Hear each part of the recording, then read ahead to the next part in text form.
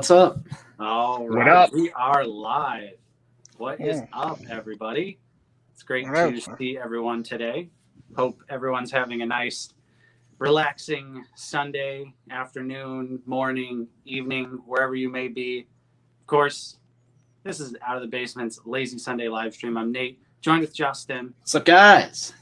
And we have two very special guests with us today. Of course, you can see we are joined with a dude's nerdery, aka Dude, Hello there. His dudeness. And we've also got the illustrious Salacious in the house. That's right. Build it, Nate. Build it. Hello, everyone. I don't have quite the intro abilities as yourself, Salacious, but you know, we try our best around here. We try our best. So say hello to some people in the chat. Of course, we've got Thousandth Ghost, Norsky. Hello, our one and only moderator. We also have Apprentice Ewok. So what is going on, everybody? Thanks for joining us. What's up, guys? Hello. We've got a laid-back stream here today. We're just going to be talking figures and, you know, stuff like we normally do. So, of course, I guess we should start out with, let's do a little, tell us about yourself. So, dude, why don't you start here and just let everyone know what you do on your channel and all that good stuff. Wow, no pressure, right? So I'm just a dude. I'm basically just a 43-year-old who collects and plays with toys, like most of us in the community. So you know, for me, my channel started almost a year ago, and it was born out of COVID, I think, like a lot of us. And I had no idea this whole community existed on Twitter and YouTube. And so just being home a lot, you discovered it. And I started watching people's videos. And for me, I just was hoarding my figures in my office closet. They were all in box, and I would just go open the closet and peek at them and then put them back. And just seeing everyone, it inspired me to start opening them up and building a display. So all this behind me was built in the last, like, basically 6-7 months. And so I've turned my basement, which was, you know, it was a nice man cave. We got a home theater and some other stuff down here, but now I've got this nice little action figure palette going, and I'm glad I did it for a couple reasons. One is now I'm enjoying the figures instead of just hoarding them in a closet. But the most important thing is just meeting you guys, meeting Salacious, you know, meeting all the other people in the community, because otherwise it's a lonely hobby. It's a hobby of one, right? Because my wife clearly doesn't care about this. And a lot, you know, I've got friends that are like sports fans. I'm into sports. I'm into other things. You know, I have some friends that like Marvel, Star Wars movies, but no one that collects. So again, it was a really lonely hobby of one. And now I'm part of this great community, and I get to share the joy that these figures bring. So, you know, my channel is just kind of a mixture. I do a lot on like display setups. I really enjoy like pulling my stuff out and resetting up my display. Especially once I add a couple, you know, I just did one recently, it's on the other side, but my prequel display, where I'd gotten a bunch of new prequel figures. So I pulled them all out, redid the display, did a video on that. And like everyone, I do action figure reviews, but being, I would say, like a smaller, more startup channel, not everyone watches, like, if I'm the 100th person to review Ventress, it's probably not as much interest. So I try to do versus videos. So the last one I did is I compared Ventress with Ahsoka. So just trying to take a different angle, and I think it's kind of fun it's just another way to pull out your figures and play with them. So really my channel is just about the joy these action figures bring, the nostalgia, and getting to share it with people instead of being lonely by myself. Now I got a whole group of people to share this with. Nice. Very, very well said. I like that. Was it? All right, I did it. Very well said. Let's take a quick minute here to say hello to some more people. Of course, we've got Skywalker Hendricks, Badass Figures and Customs, Josh Anderson, What's up, Josh? JHR, Lukeness Monster, Fugman. Always love seeing Fugman in the chat. We got Clink, Gilster 37, Volts. What's up, AJ? I don't know if I said Josh, but what's up, Josh? Nice to see you as well. Mr. Josh. Yeah, if you guys are not familiar with A Dude's Nerdery, definitely subscribe to his channel right now. Lots of Black Series and Marvel Legends content. Super awesome stuff. It's a crime that you do not have 1,000 subs yet. So that's the hardest part. We need to get you. I'm a slow burner, man. I'm a slow burner. I think we're at 760, so we'll creep up there at some point. Yeah. But I think the thing I learned is because you go through, I think, phases where every video I release I hate, and I'm a you know what I mean, like some of us are just harsh critics of ourselves, but you know sometimes you don't get the validation you want, and then you're like, should I keep doing it? But I think what I realize is, man, the process itself is the joy. You know, like planning out the video, editing the video, and then whoever watches it, and that's really the joy it comes from. But yeah, at someday I hope to join the 1,000 subscriber club. You'll definitely get there. I mean, we can certainly relate.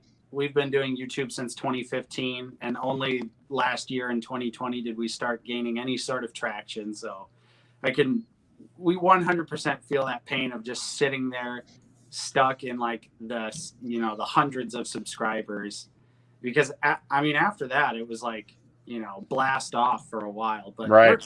we're kind of at another point, wouldn't you say, Justin, where like we're kind of sitting around like the 6.1K subscriber mark. We've been there for a few. Yeah, for sure. It just depends. Like Black Series just comes in seasons. It's like it's just like the real seasons. We gotta wait for the waves to come, and we can do our reviews. But we gotta kind of get creative when there's like a Black Series drought. Like before this Bo-Katan wave, there's kind of what we call a Black Series drought. So we had to come up with some different stuff. Yeah.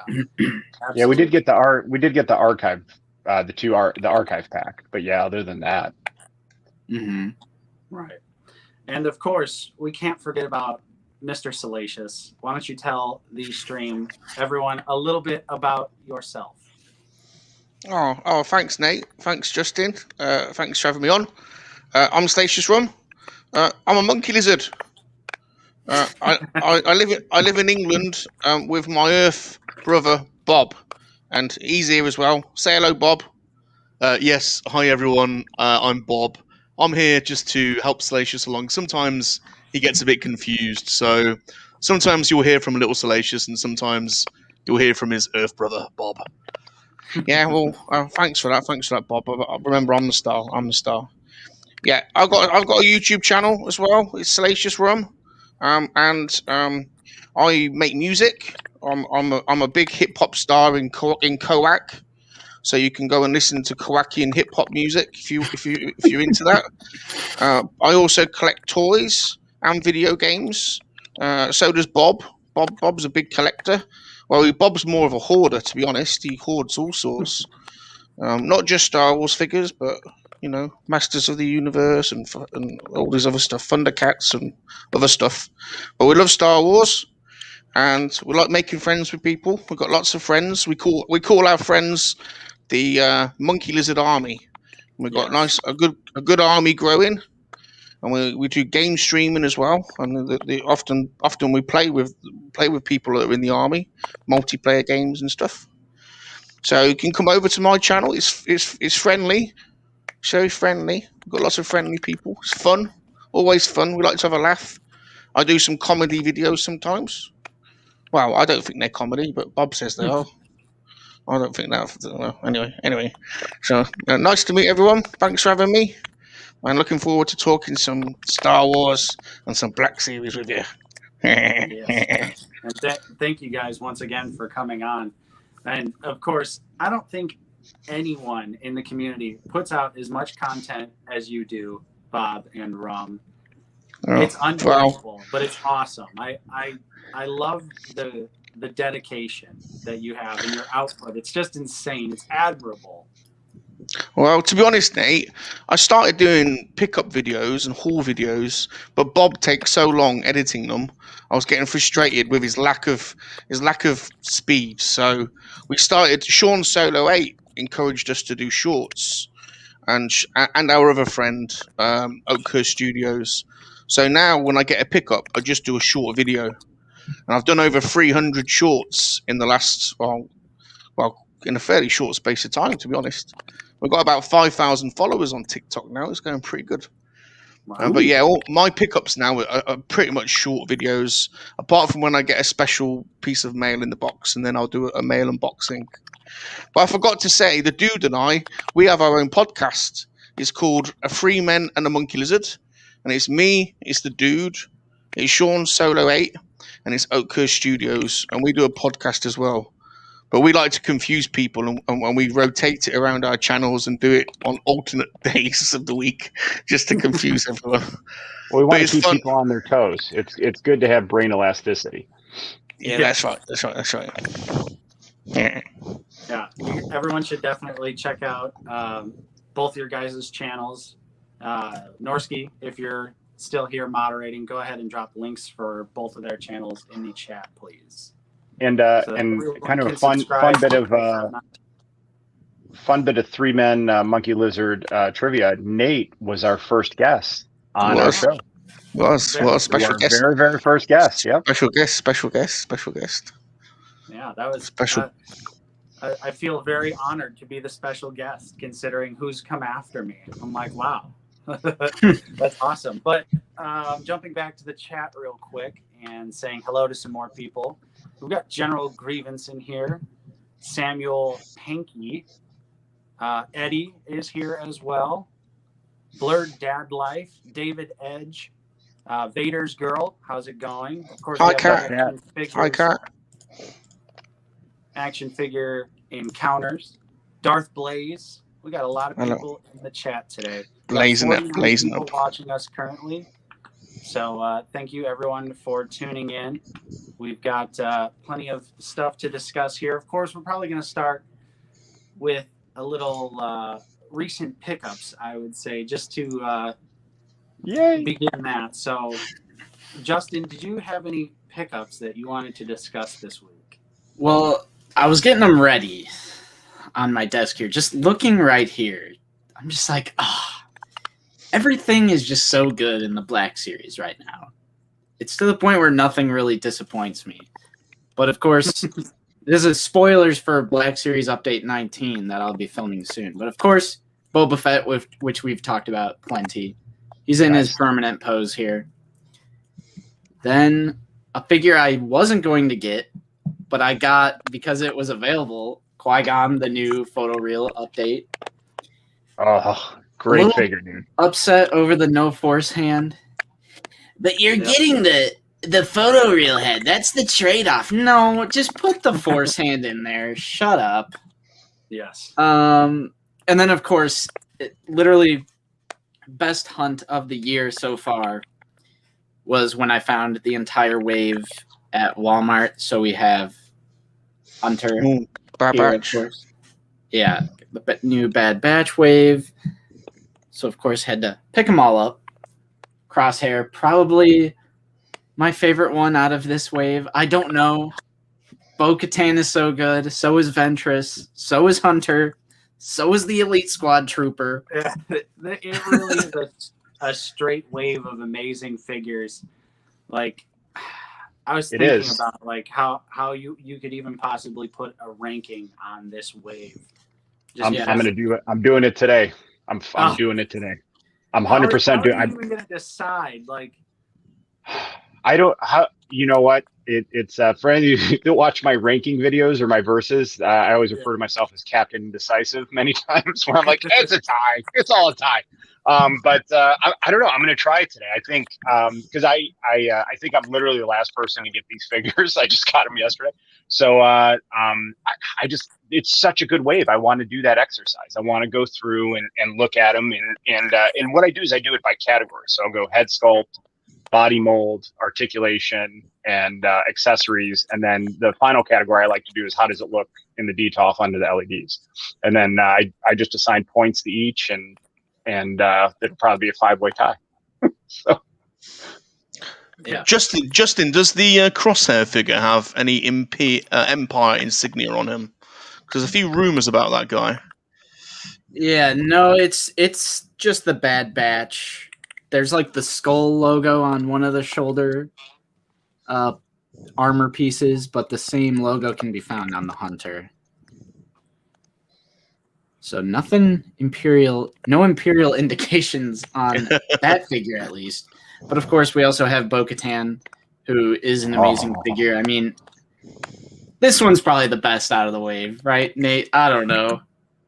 And then, of course, Ventress, which we're a little hurt by the horizontal hinges instead of vertical. Yes. Especially for a dual-wielding lightsaber character, but the soft goods are so nice. And the head sculpt and just like the realistic portrayal that the Black Series always does looks great next to Dooku.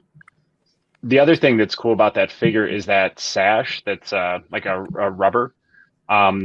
If you use it as like a fulcrum, you can actually pose her with it as like a tripod. So I've been able to get her into some like really cool like lunging poses where her arms are like askew, just by using that as a tripod. So I think it's a pretty neat touch if you can balance it the right way. Nice. David Newcomb, what's up? Hello, David David. Newcomb is here. I want to say real Hello. quick, a nice hi bye to my girlfriend Paige. She stopped in the stream for a second there while she was at work. So a nice hello goodbye.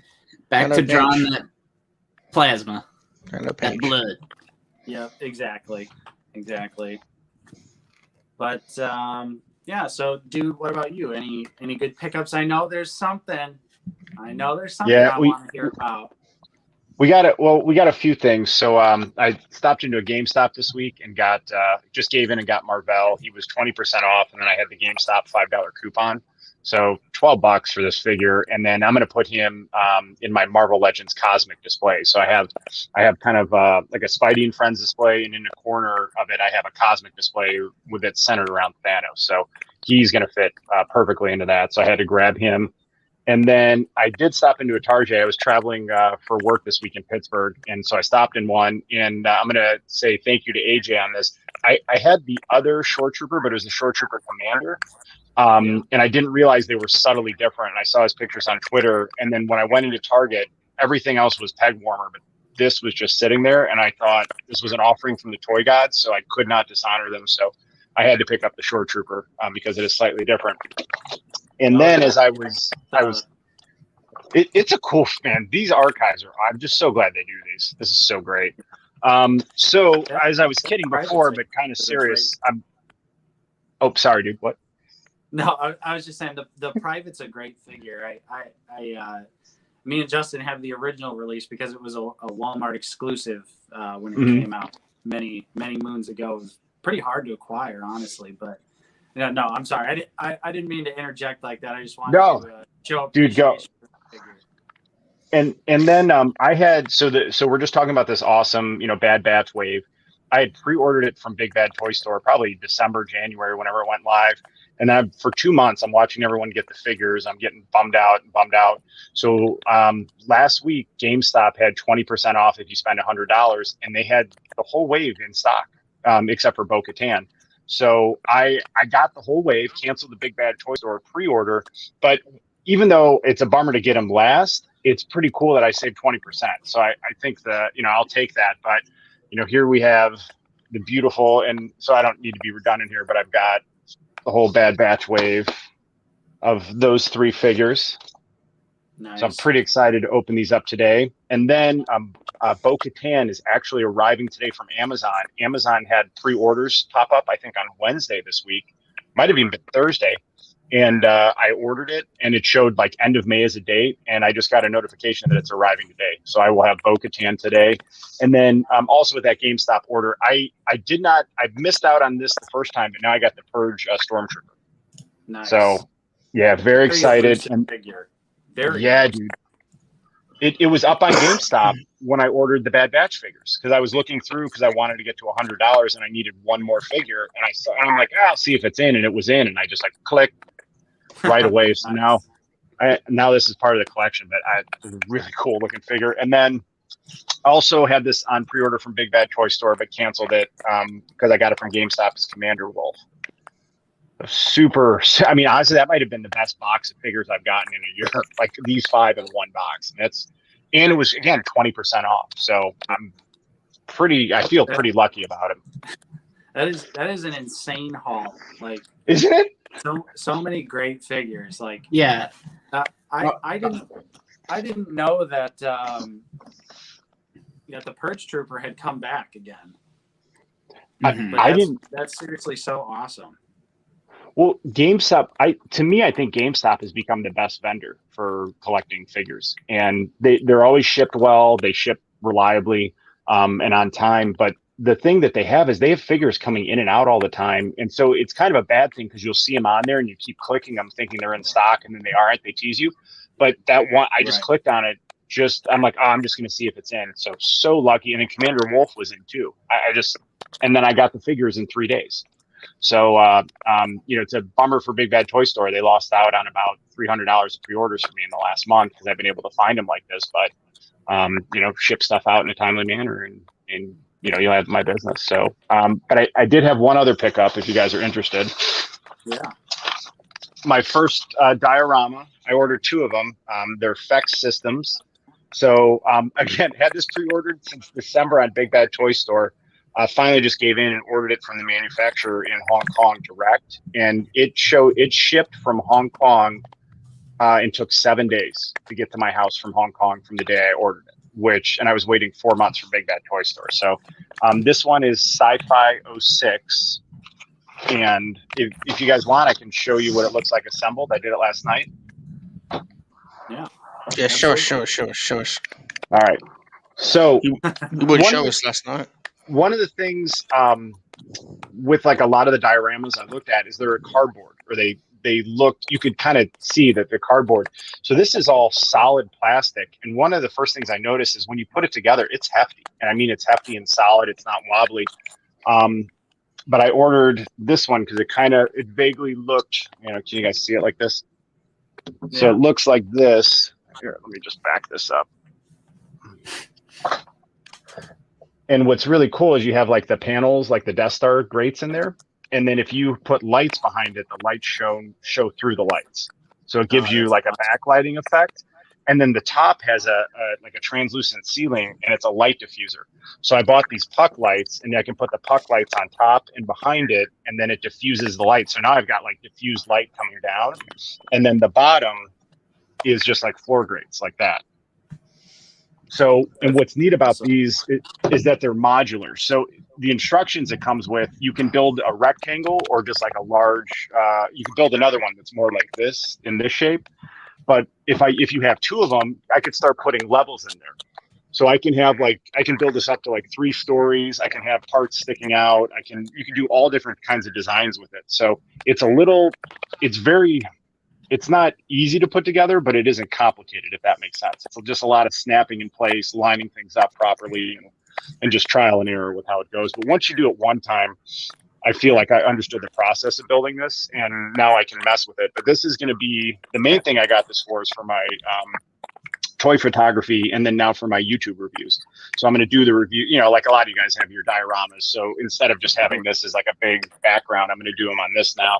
And so I put this together last night, and I filmed probably my longest video ever of me just assembling it and then showing it off and stuff. So I'm editing that today, and I'll either drop that tonight or tomorrow for everyone to see. But I highly, I'm just super stoked about this. I mean, it is such a cool diorama. It's hefty and multi-purpose. Yeah, and again, the thing that really whizzed me out last night in a good way was putting the lights up here and just having the diffused light come in. And the pictures I started taking with it were a whole other level. I took just some test video, like I was reviewing something, and the clarity on it. And because part of it is like, I used to have just a white background. And so if you're filming a video or doing photography, there's a lot of reflective light that comes off a white background, and it's hard to get the figure in focus and not oversaturate it.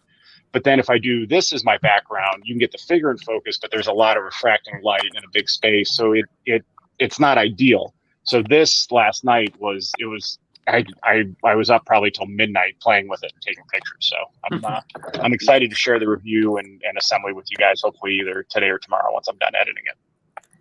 Yeah, I can't wait to see that, because that diorama looks great. Very, space wally. Can't officially say what it is, but Yep. obviously, Well, Death Star inspired look. It is, and so if you look in their clothes, you could see like there's like blaster marks on the wall, and then you have two different types of backgrounds where you have the wires exposed, and the other one is just like a panel. And so it is Star Wars-ish, but I can also do all my Marvel stuff on here too. Hopefully, no one calls the toy review police on me, but to me, this was just generic enough where I could do both, but it definitely leans more Star Wars for sure. Yeah. So, Bob, Rum, any recent pickups you'd like to talk about? Yeah, Bob, tell him what we got. Tell him what we got. So, no pickups that are latest releases. We're always a little bit behind you guys in the States. So, the Bad Batch and stuff is still on pre-order for me. But we did get a nice package from our friends Oka Studios. And if you've not subbed to Oka Studios, I really recommend you do so. Not only is he a collector like us guys, but he also does customizations. And he sent us this in a package, which is he's only made 3 of these. And if I just bring the camera around a little bit so you can see him here. Tell you what, I'll just put my light on. There you go. So this is obviously the modern Boba custom. He took I think it's the Django Fett mold, and he's given him a skirt and painted him up with a nice matte paint. So we probably will end up getting one of these figures, won't we, in a future Book of Boba line? But it sure is nice to get one early, and it's always nice to get a custom from somebody. I love customization, so I think people that make customs are awesome, and Vern certainly puts a lot of effort into his. So it was great getting that. That's a bit of a one of a kind, and I missed for some reason the Clone Wars Ahsoka. I don't know why. This seemed to come and go pretty quickly in the UK. It literally was up and then it went. A bit like the Mandalorian speeder bike that came out recently. I don't know if any of you guys picked that up, but over here it was an Amazon exclusive, and it was up for one night and went, and so I missed that. So Vern picked one of these up for me because I just love the Clone Wars sculpt, and I do love Ahsoka, so that was nice of him to send. And then we randomly, it's hard to get San Diego Comic-Con exclusives in England. We randomly get some that are often like oversupplies, and there's a website called Toy DP that sort of gets oversupplies now and again. So this is an older set, but they were selling these for £30. So this is obviously Han and the Minoc. I don't know if you've seen that one before, but that was that's great. Yeah, that was a San Diego Comic-Con. I'm not sure what year it was, but so I recently picked up from them the Han and the Leia on Echo Base. Their snogging scene, and then they've just had this one. So that on the Black Series front, these are the only 3 Black Series I've picked up this week. I've got a ton on pre-order, and it was funny. We were just saying before the stream that. In England, we pretty much pay up front for on Star Action figures. You pay up front and same as in demand. So if I added up the value of the amount of figures that I'm waiting for on pre-order, it's absolutely horrendous. So, but yeah, still waiting for the Bad Batch. Got the Dark Ray figure the other week. Incinerator Trooper. Got the Endor pack, but there's still a load of figures that I'm waiting for. The ones that have really got my attention of late are the new comic packs. So I'm a big Expanded Universe fan, and so those are the ones that I'm looking forward to now. The Carnor Jackson, the Darth Maul, and the Jackson is just... When I saw Jackson go up on Hasbro, little Salacious started doing cartwheels. And funny, recently had a release date bump up. Like they're dropping a lot sooner now. I got a shipping notice today from GameStop. Really? It said verify your credit card info is correct. We are preparing your order for shipment, which means it should be shipping today or tomorrow. It's normally a day after that, which I couldn't believe that, man. So after all this stuff this week, and then I can get that hopefully sometime coming up in the next few days. That's a pretty epic 10 days of collecting.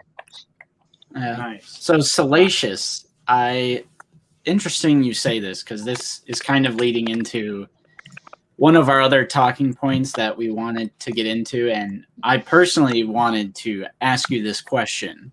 So we have tons of subscribers and commenters who are from the UK, but I've seen a big discrepancy in people saying that, because we'll complain about like when something is an exclusive because it'll be hard for us to get even here in the States, and some people from the UK will say like, oh, you think you have it bad, you should try living over here.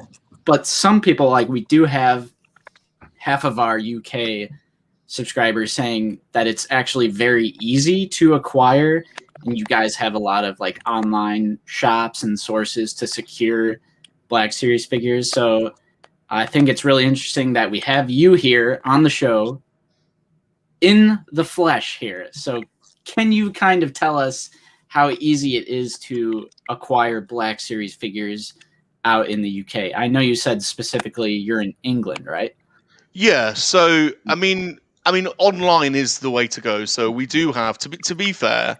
There are 3 or 4 really good online retailers, and I'll name them now because they're well known in the community. So in England, you typically buy from Star Action Figures, who put up all the pre-orders pretty, in a pretty similar time fashion to you probably Big Bad Toy Store, and then In Demand is another good one.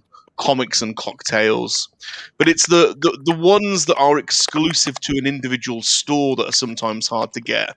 You know how like sometimes you might get like a Walmart exclusive or a figure that's just put in one store. Occasionally they're the ones that are hard to get, and interestingly it's the Amazon UK ones that are often hard to get, because when they go on Amazon UK they'll literally be gone that night.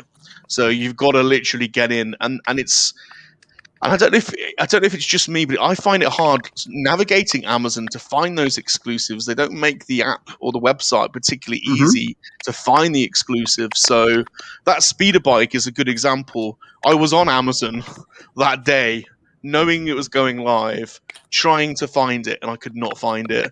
And then the next day I heard, oh, it had gone. So yeah, I think. I mean, we can get most of the figures. The San Diego Comic-Con packs are often harder to get, but all the latest figures that have been coming out have been available on the online stores. So, like I say, it's just the odd one. That Ahsoka Clone Wars figure, I don't know how I didn't pick that one up, but I couldn't. I'll tell you what, there was another 2 actually. The Mandalorian, and then the Clone Wars Mandalorian. You know that those 2 came out at the same time. They were on Amazon UK, so they weren't on In Demand, they weren't on Star. They came on Amazon UK, and they were literally gone. So I missed out on those 2 as well. And so you're left to eBay really, and you're then paying 80, 90 quid for what is basically a £25 figure. So it can be frustrating. Okay. Yeah, real quick, Sleeping Collectibles, thank you so much for the support. Got a $4.99 super chat. He says, thanks for having these gents on, some of my favorite members of this community. Yeah, this is one stream we were super excited for. Thanks, Sleep, man. Right back at you, dude. Thanks, Mr. And Salacious, to kind of continue to prod a little bit further, do you think that experience you have of acquiring certain figures is across the board? Because I'm not 100% familiar. So, for example, like you live in England, would they have a similar experience in Wales or Scotland? Yeah. Okay. The shopping experience is no different in whatever part of the UK you're in. I mean, I literally live close to the Welsh border. It's no different really. It's hardest to find them in the stores. Like I spend most of my time on YouTube watching, YouTubers and toy hunt videos, and it's very hard to go into a store in the UK and find vintage collection or Black Series figures. We have so few toy stores now, and they're often much older waves that you do find if you do look for them. So the kind of hashtag fill the pegs, has been going around the internet. That's as equally as prevalent over here as it is. But at least you guys have got like the big Targets and the Walmarts. So we don't really have an equivalent of that, really. Mm-hmm. So yeah, and it sucks because those figures, and I mean, I knew this was going to be a talking point. Clone Wars figures (parentheses Rage), because these figures are just as hard for us to get, and we're in the United States. Like that, I'm like, what? These figures, I almost didn't want to get into it because it upsets me, but we got to get into it. I want to hear what you guys think about these new Clone Wars figures, because I just can't believe Hasbro would turn around and do the same exact thing they did for the Walmart raid. Real quick, people have been commenting. There is some breaking news here from Yakface. Oh, so there's a new Walmart exclusive, $24.99, codename Louisiana. I don't know. Is it just one figure, or does that mean there's going to be another wave exclusive to Walmart?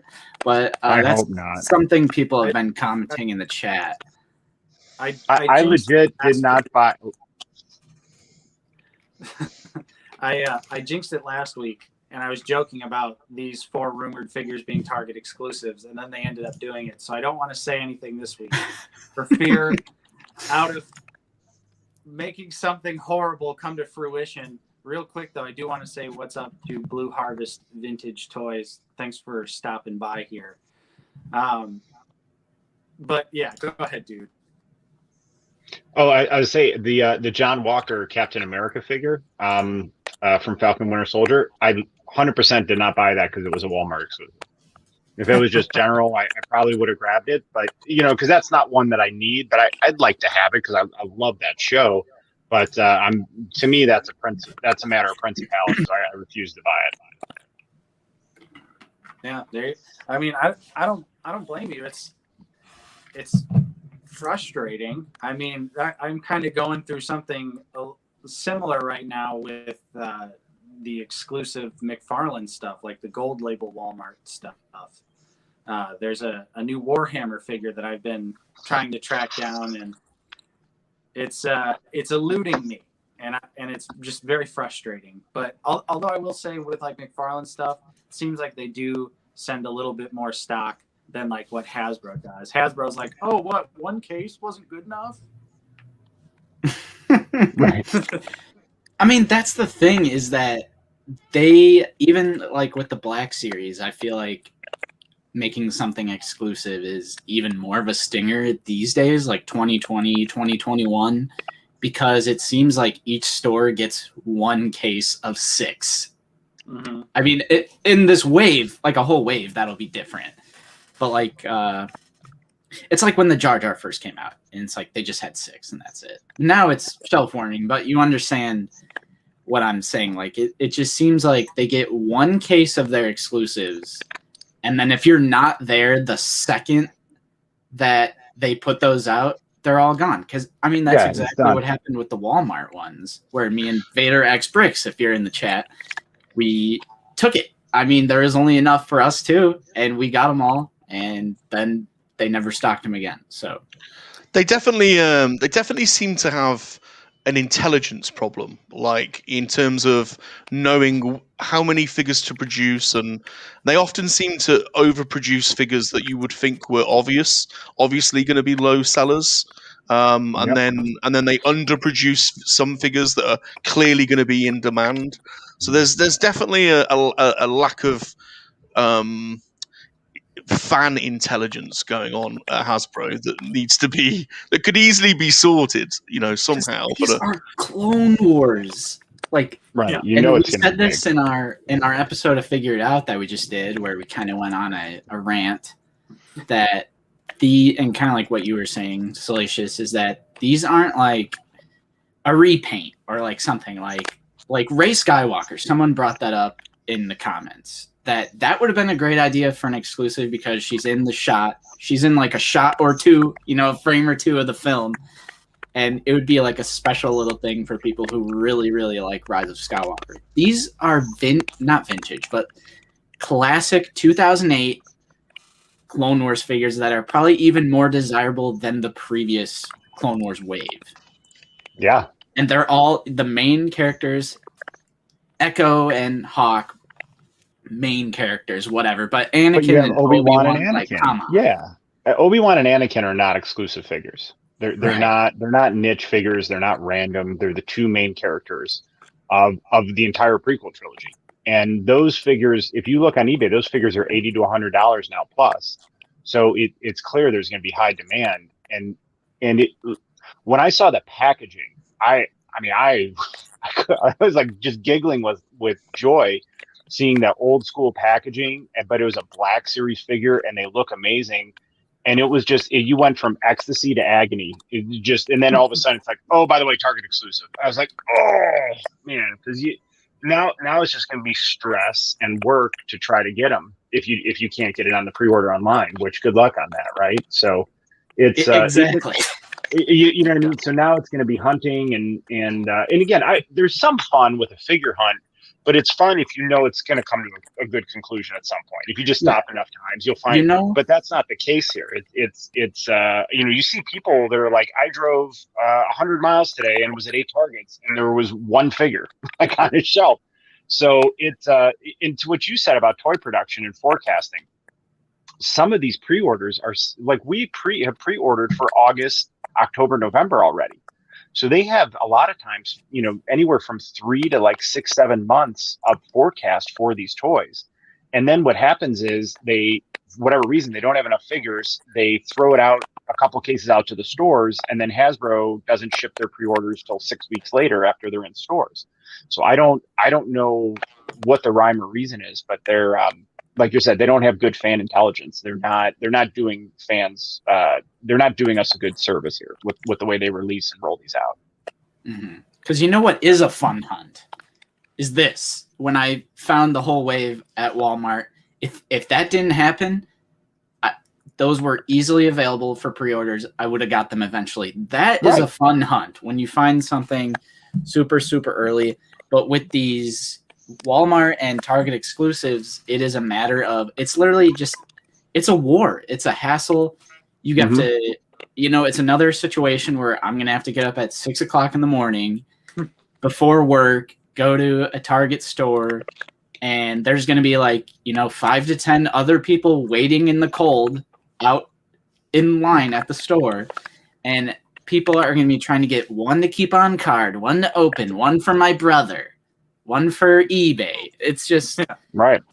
And I fear that they're going to have such a low amount of stock that just, the first few people that get in there are just going to grab them all. Well, I do want one to keep in card and one to open though, especially if Anakin and Obi-Wan. For sure.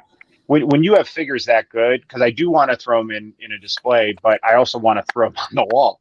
So for those, I definitely need 2 of each of those. I mean, and if I only get 1 of each, I'll be happy. But then what do? Do you open it and enjoy it in the display, or do you keep it? I'll probably keep it in card if I only get 1. Mm-hmm. Yeah, I'm just saying like that will contribute to like even more hard to get now because it's not the regular packaging.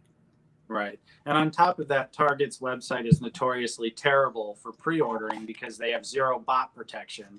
So the bots grab everything in the first 10 seconds, and you can't even check out with 1 figure, let alone put all 4 of them in your cart and get away with it. So it's like, I do want to say though, me, Justin and I at least are pretty lucky getting the Target exclusives, but we still have to put in an unnecessary amount of work to get the figures, which I think is where the problem truly comes in.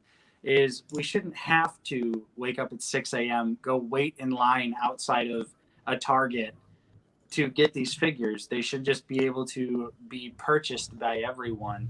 And I kind of wanted to talk about, it was a little bit earlier in the chat from Sleeping Collectibles here. They said, do you think it's intentional that they underproduce high demand figures to keep interest and value up? What do you guys think about that? Yes, I actually have. They can't. There's a lot of times where you work with an organization, you think, "My God, how dumb are you?"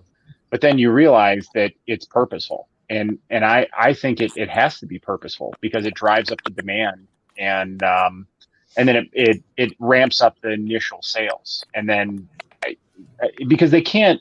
I just can't believe a corporation would be that inept. It's possible, but I don't see it. I believe it. It's pretty hard to say, but it also seems like is it just the Star Wars team? Because the Marvel team they seem to have their shit together pretty well. Just like today they dropped those Shang-Chi figures, and they're just available, and you can just they're buy available them everywhere. Yep. Yeah, I think you've hit a nail on the head there. That part of the problem is probably they have agreements with Lucasfilm about what they're putting out, and there's probably a lack of clarity about future slates and what figures to go for, and there was very clearly like a need at the start of the Disney transfer to really push sequel characters, and then that kind of backfired, didn't it? Massively. And I think they're experiencing that at Galaxy's Edge by the sounds of it. So it seems like they're potentially backtracking now on potentially bringing some kind of mechanism to have some of the OG characters at Galaxy's Edge too. But it's a big machine, isn't it? I think, Nate, ultimately Hasbro's a massive machine, Lucasfilm's a massive machine, so is Disney.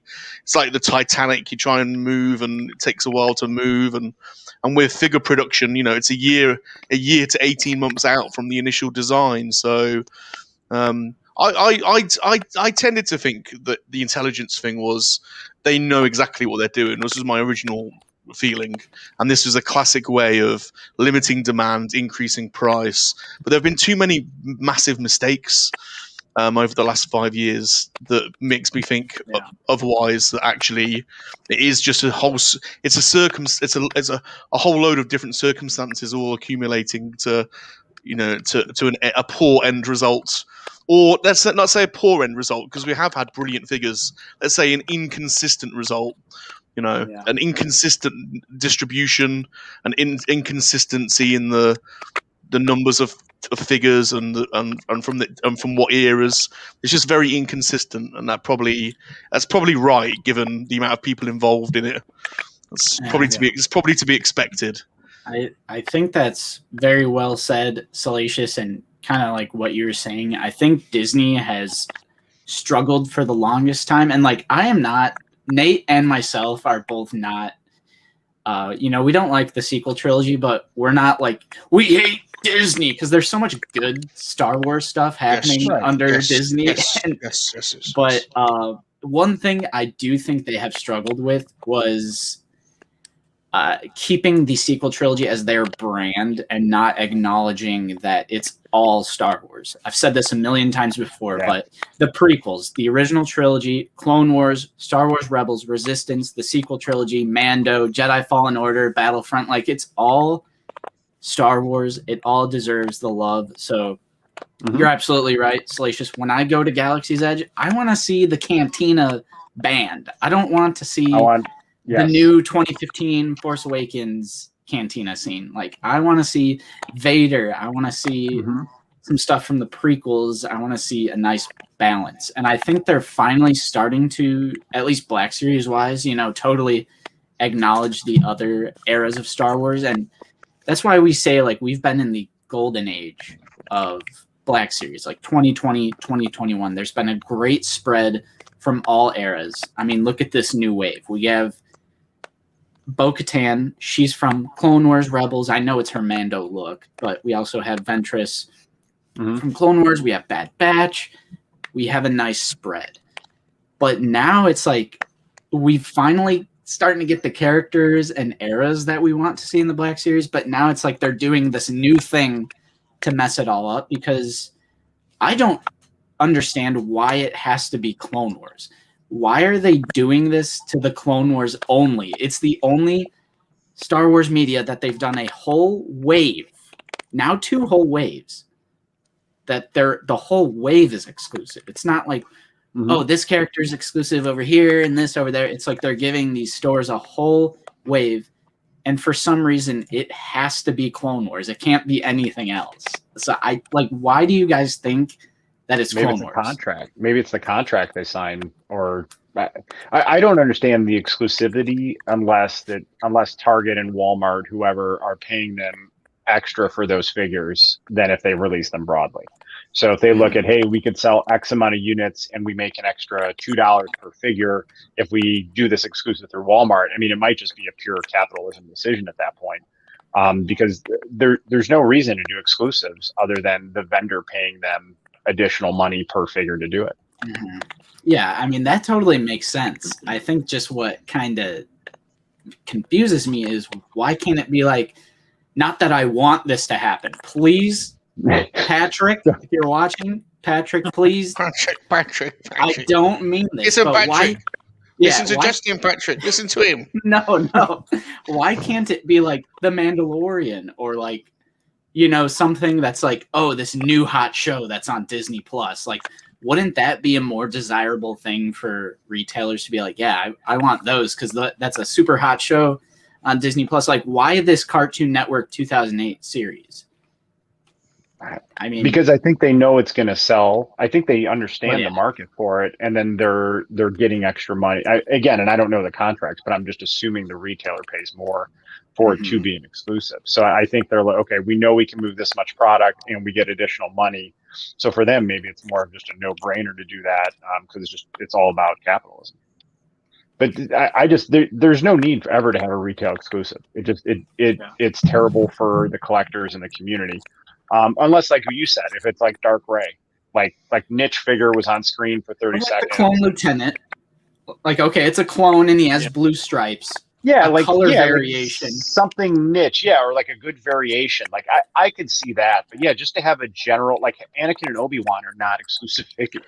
It's probably a risk mitigation exercise on behalf of Hasbro, because I guess if you put yourself in Hasbro's point of view, what do they want to happen? Well, they want you to buy figures. What do they not want to happen? They don't want to overproduce figures that cost them money to then them lose money on those figures because they have to get massively reduced.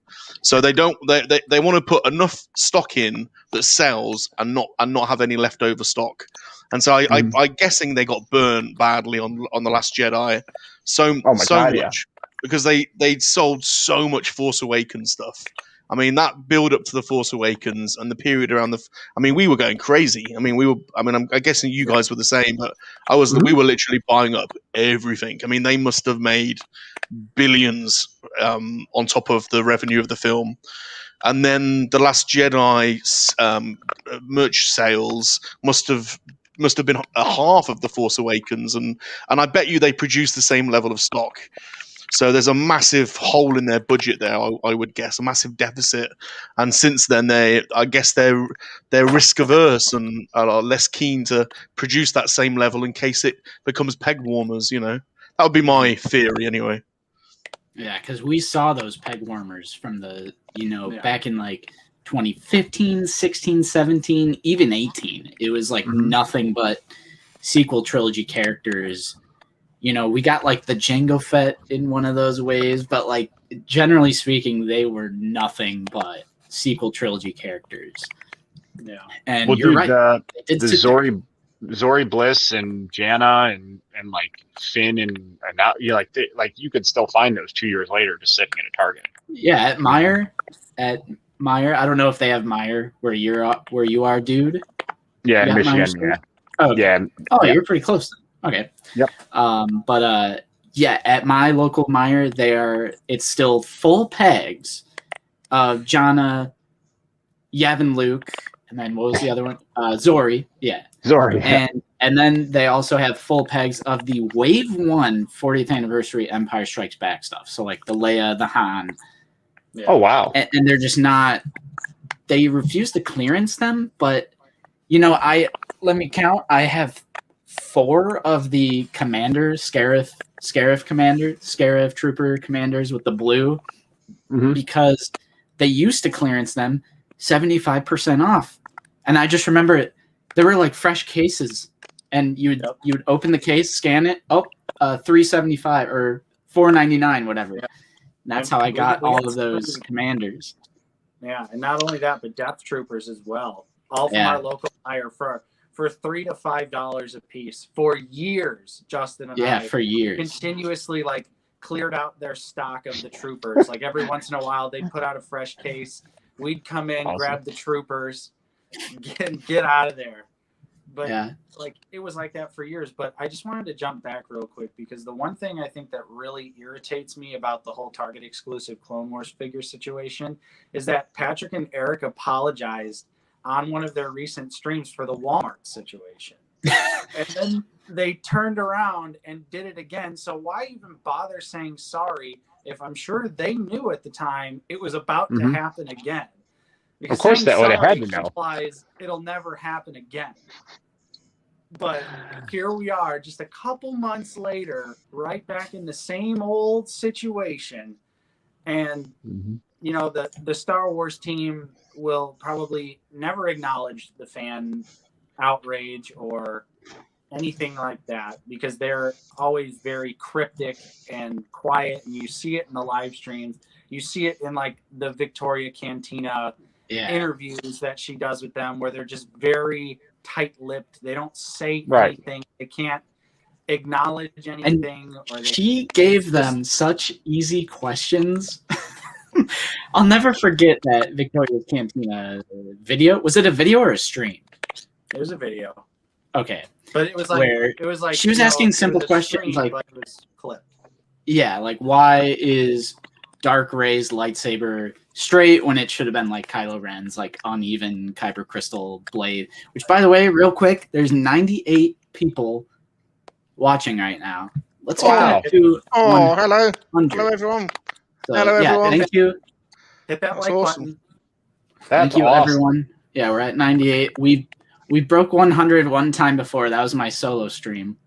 Yeah. I'm going to stand up. I'm going to stand up for Victoria a little bit, Justin, because it's probably difficult when you put in that position because we're all fans and we're all collectors and we've been collectors for years. And I suppose being given an opportunity to be on that panel, it must be, you don't want to be rude, but also you want to try and be challenging. So it's kind of getting that balance right. It must be, all I'm saying is it must be quite difficult because the last thing you'd want to do is be rude on live online and come across as someone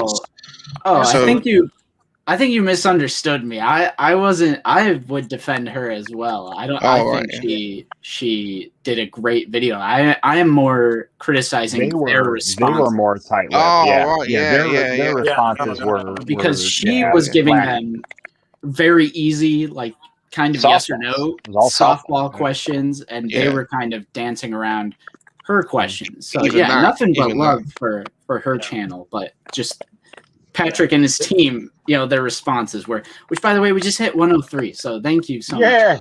Yeah. Sorry about a balloon drop. Is there a balloon drop coming? Yeah. Hit that like in case you didn't know, Justin, us monkey lizards, we're known as incredible lovers. So oh yeah. So you know, love Mr. Lover. Norse says the Black Series team was also supposed to answer fan questions on a recent Fan First Friday, but that day came and went, and they did everything they'd announced except that. Yeah, I'm not surprised. I do want to say what's up to Fabulous Disaster and Desmond T. Yeah, Desmond, what's up? Hello, Desmond. Also, Nate, your T-shirt wins this week. Your Evil Dead shirt. Let's have a look. Evil Dead T-shirt here. He's definitely dead, isn't he? Nice. I certainly am a fan of horror and Evil Dead, like you guys all know. So had to bust out the classic Evil Dead shirt today. But I want to go back because Justin, you cut me off. I didn't get to do my recent pickups. Oh my goodness! Oh, I forgot we were doing that. How do we miss that? Yeah. Well, real quick though, I want to say what's up to Tomb Toys as well. But just to kind of just real quick. So first up here, I found some of the Wave 2 Halo figures. Still have not found a meal, but I'm not sure, Salacious or Dude, if you guys are Halo fans or not. Yeah, Always. Oh yeah, dude. Yeah. Been playing Yeah, Halo those since, are my since OG. Halo 1, man. Yeah. But Bob played that on the Atari. Yeah, so I picked up Jerome, who's from Halo Wars. I found him, and Nice. just an amazing quality figure. I'm really happy with the Wave 2 figures so far, just because Wave 1 had a lot of QC issues, and now it seems like at least the joints are pretty tight on my copy, although no trigger finger hands this time around for Jerome. No Ooh. trigger finger hands. And same thing here with this yellow Spartan, or this orange Spartan. No trigger finger hands. So you can't really have him hold the rocket launcher properly. But I'm still happy with these figures. I'm enjoying that line thoroughly. I don't know. Have either of you guys picked up any of the Spartan collection stuff at all? I have not. I do love the Halo video game series, but I do not have any Halo figures. I'm just trying to stay in the Marvel Legends and Black Series lane, man. Otherwise, I absolutely get you. I get you. I haven't got any of the figures. I've got the Master Chief helmet that came with one of the games. I buy all the games, cool. and I've got the helmet, and the helmet's quite good. It hasn't got. It hasn't got holes though for monkey lizard ears, so I have to tuck my ears in. It's a bit uncomfortable. Nate, are you jealous, I can bro? see that. Another all my the rest of this stuff is some McFarlane stuff, but I'll just go by pretty quick here. But I also have found the Warhammer 40K Battle Sister. Nice. At my local Target. Very cool. I don't know anything about Warhammer, but I just know that these figures look badass. Yeah, they do. I keep picking these up, and this figure is really impressive. Of course, she's got her chain sword, and then she's got like just her one smaller gun here. But really excellent stuff. I just want to say that if you like Warhammer, or you even just like the way these figures look, I would definitely recommend getting into them, because McFarlane has been absolutely killing it. There's tons of sculpt, tons of details, all stuff like that. And this figure in particular, she's got really great articulation as well. So really, are you collecting the Warhammer stuff? Are you collecting the Spawn ones, Nate? Because they're brilliant as well. Yeah. The McFarlane Spawn figures. I recently got the black and yellow variant. I think it was like the Curse of Apocalypse skin or something like that. But yeah, I do have the Kickstarter spawn as well. I have the blue Mandarin spawn. Haven't picked up the red one yet. And then, of course, you guys know me. I'm a crazy DC multiverse guy. So I got John Stewart Green Lantern here. Nice. Which is an absolutely fantastic looking figure. I love that he's got like little translucent construct armor pieces. So like this is kind of like a separate piece, and it comes off, and then he's got like a more classic. Oh, that's really cool. Green Lantern suit underneath. But yeah, really awesome figure there. And then my last pickup here is Thick Flash from Injustice 2. I've got him in a nice running pose here with some of his that's sweet effects on. That's good. It's like a short, stocky version of the Flash. Kind of a lot different than how I ever typically picture Flash in my mind. But that's kind of what like drew me to it, was that it was so like it was such a different look for the Flash, because he's always like lanky and tall. But this version from Injustice is short and stocky. But yeah, I've just been really loving a lot of McFarlane stuff. It's everything lately has been blowing me away. Some stuff could definitely be a lot better, but I think overall, I'm really enjoying the McFarlane DC Multiverse stuff. I'm enjoying the Warhammer stuff they're doing, the Spawn figures. I'm super stoked on McFarlane stuff right now, and I would have a Crosshairs to show as well. And we haven't brought this up yet on the stream, but I, for the first time in my life, have finally been the victim of a package thief. So my first of all, this starts with my crosshair coming from Big Bad Toy Store, which I've ordered hundreds of times off Big Bad Toy Store. I've never had an issue with them delivering stuff to the correct address. But this last recent round with my crosshair shipment, it started with the FedEx driver delivering my package to my across the street neighbor, which I could kind of see it on my Ring doorbell, because of course, you know, pretty much who doesn't have a Ring doorbell at this point?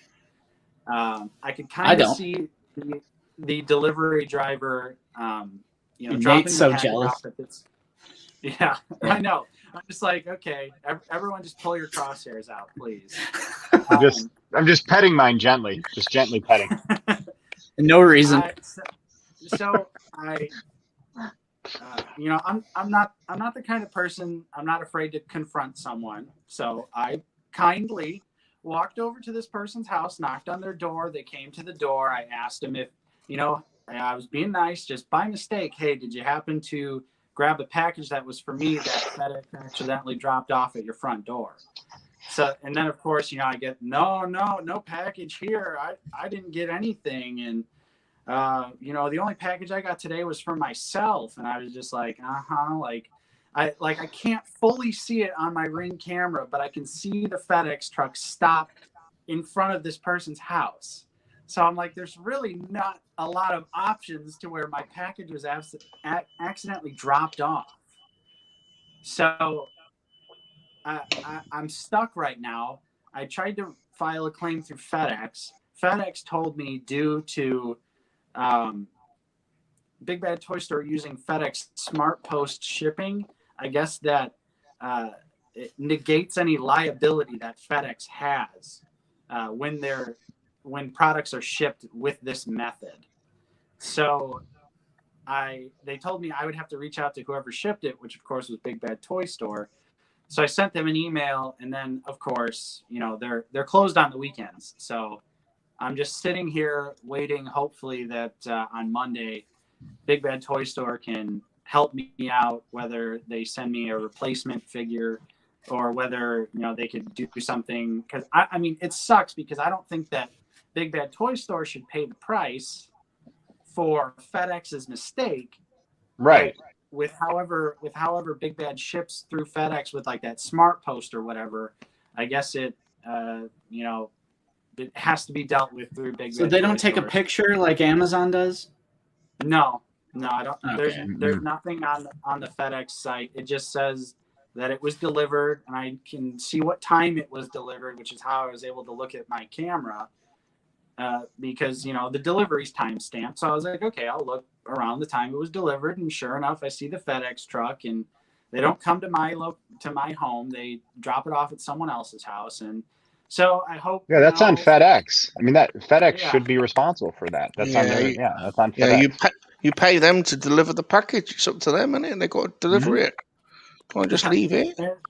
Yeah, and you know, I know carriers, package deliverers, that's got to be an insanely stressful job, and I know that especially now it's probably incredibly difficult. But at the same time, I'm like, you have one job, and it's just to look at the address that's on my home, look at the address that's on the package.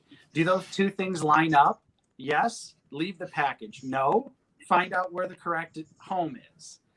And so it's just pure negligence on FedEx, which this is the first time I've ever had an issue with them.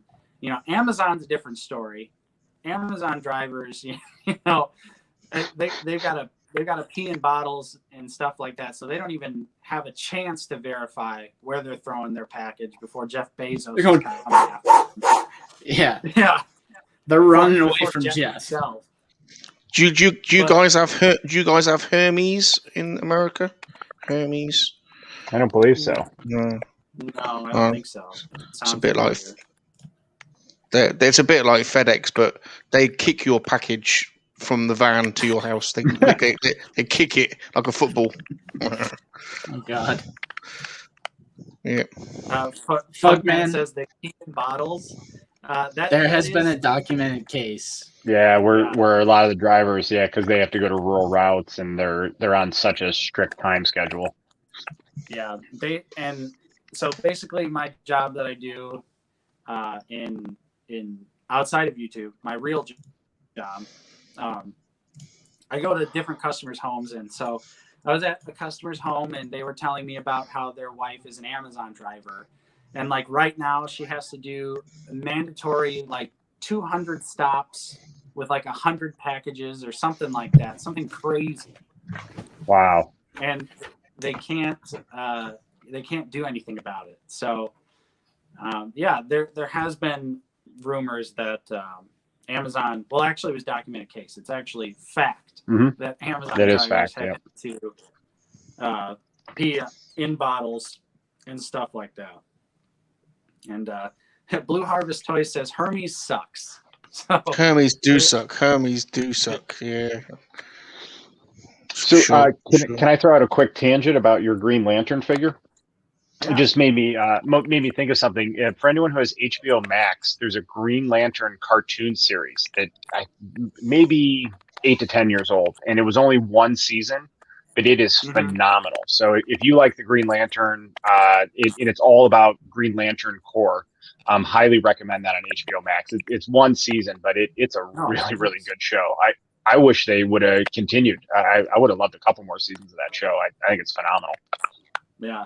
I don't think I'm familiar with that one. Maybe if I saw it, I'd recognize like the poster or something. But yeah, I'm a big fan of the other DC characters like Green Lantern, Aquaman, the people that don't necessarily get a lot of love, because obviously Batman and Superman and Wonder Woman steal pretty much all of the limelight.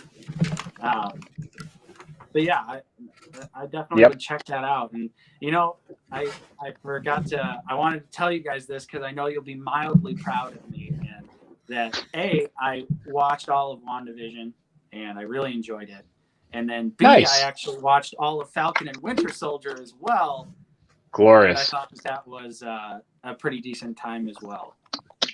Glorious. Yeah, I really enjoyed Falcon Winter Soldier. I think it's one of the best things Marvel's done just ever. I'm gonna rewatch. I've already rewatched the whole season twice.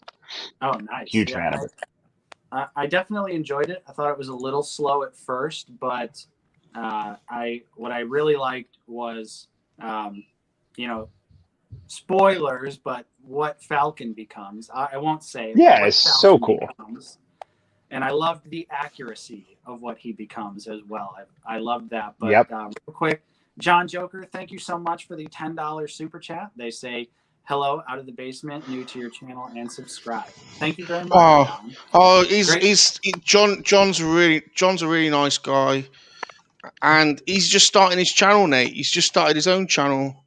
He's starting out, so he could do it. If everyone could sub to John Joker, that would be great. Check out John's channel, absolutely.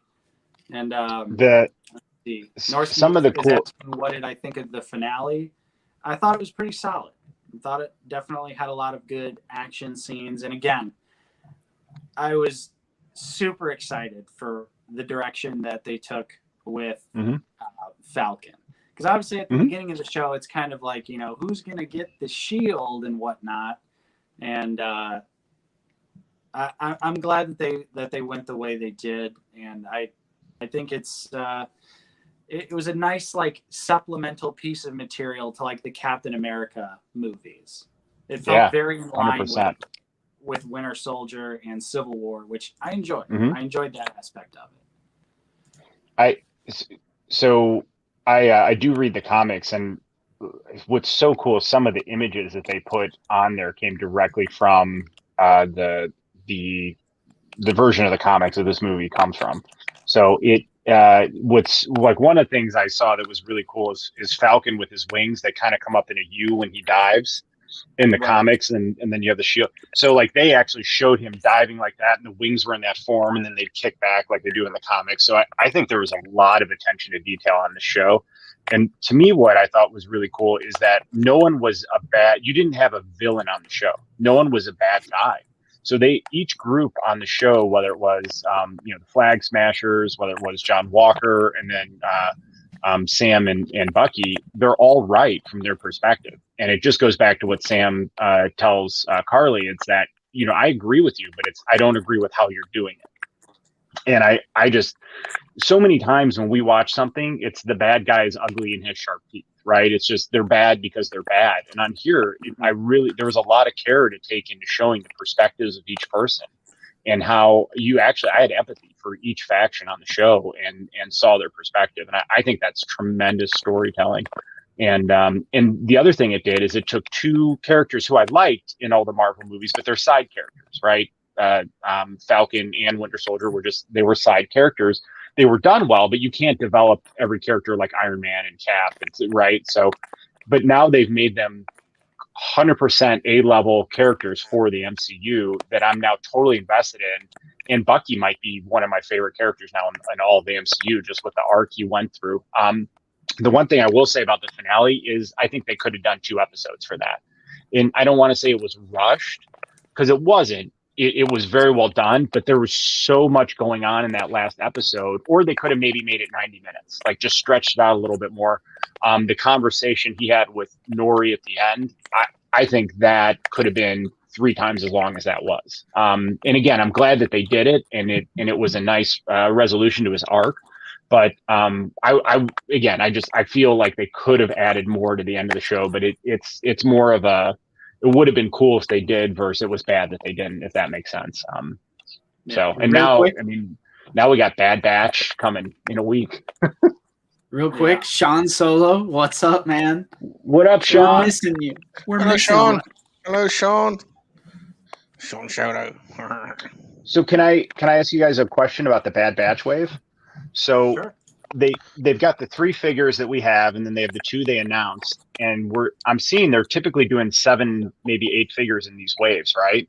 So we don't know the show yet, so I'm sure there's going to be other characters that we're going to want as figures. But do you guys think Fennec Shand will be a Bad Batch figure, a Mando figure, or a Boba Fett figure when they do release her? And then also same with what's his name, Timothy Oliphant. Well, it has. You know what I'm talking about. Cobb Vance, thank you. Yeah, and then the other question is, are they going to give us 2 Bobas? Are they going to give us Bobas in the Cobb Vance armor and then the Book of Boba armor, or what? Because I'll take both. Clearly, I'll take both Bobas. But what do you guys think on those? Nate, you want to go ahead? Sure. If I had to guess, because we don't know what's going to go on with Book of Boba Fett, but I would have to guess that I would say Fennec Shand is going to be a Book of Boba Fett figure, simply because that'll be an easy character to include in that line and get more, Book of Boba characters in the subline. And I'm right there with you, dude. I would buy the clean Boba Fett. I would buy the scratched up Boba Fett. I would buy the no armor Boba Fett. Yes. The monk Boba. Yes. Yeah. How about a 3-pack? Give us a 3-pack for $60. There's no doubt in my mind that Hasbro will probably do all 3 of them. But the one thing that I'm afraid of is if they're going to be exclusive, like you got to go to Walmart to get the non-armor. You got to go to Target to get the scratched armor. You got to go to GameStop to get the re-armored version or repainted version, whatever you want to call it. That's what I would be afraid of, because I feel like that would be the perfect opportunity for Hasbro to do something that sounds very Hasbro to me, 100%. Right. And clearly they've just gone off the deep end, like we've been talking about this whole stream with the Clone Wars stuff. So I'm just afraid of everything that we want turning into an exclusive of some sort. And I agree with David C there. He says, wish Black Series would give us 2 and 3-packs again. Absolutely. I don't know why just for the Black Series, because Marvel Legends still does 2-packs. I don't necessarily know if they do. Well, no, they have done some recent 3-packs. They've done we had Nimrod, Psylocke, and Wolverine last year was a 3-pack. Awesome 3-pack. Or no, I'm sorry, Nimrod, Psylocke, and Phantom X was a 3-pack, and then they did the Wolverine, Jean Grey, Cyclops. Yeah, the Love Triangle set, and then there was also that has to be less expensive to produce. Quicksilver, and Scarlet Witch.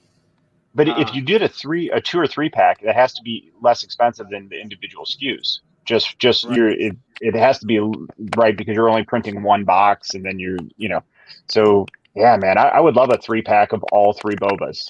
Like here's my money, please. Yeah, Shut up and take my call it money. a one and done. I've had a few love triangles in my day. That's probably for another stream, though. For another stream. Is this the time where we're getting into Involving English Jean Grey sausage? and Cyclops, perhaps? Monkey lizard never tells. Monkey lizard never tells. But I want a Cobb Vanth, and I'm gonna guess, because if you think of last year, they tend to do the Mando figures a year behind. So I think once they launch Mando season 3, we'll get the season 2 figures. But I definitely want a Cobb Vanth. I think that would be really cool. And I'll take a Fennec Shand in whatever form, whatever series they want to give it to us from. I think I'm a huge Ming-Na Wen fan. I mean, she's talk about an action figure hero goddess, man. I mean, Chun-Li, the Cavalry, Fennec Shand, and there's another one in there. She's Mulan in the cartoon. Oh, yeah. I mean, I was just about to say, I just watched Street Fighter the other night with my roommate, and it was such a good time. I love the original Street Fighter movie. I did. Speaking of movies like that, I watched Mortal Kombat last night on HBO Max. I haven't watched it yet, but I'm going to watch it tonight. Just had to, I watch a lot of movies with my roommate and my girlfriend, so we have to make it a family movie night. So tonight's the night. But we went back and we watched the original Mortal Kombat and the original Mortal Kombat sequel, which are also 2 movies that I can fully admit they're terrible, dog shit movies, but I love them to death. Both of them. It's so satisfying to watch. Well, it's like Godzilla vs. Kong. Yeah, Godzilla vs. Kong was awesome too, and again, it was a very stupid. It's just a fun movie. It's just a fun. Like if you go into that movie expecting like character arcs and development and to you're just going to that movie just to check out for 2 hours and have fun. And that's exactly what Mortal Kombat was. It's not a good movie, but it's just a fun 2 hours. And at the end of it, I was like, I'm glad I watched it. Like, I enjoyed myself.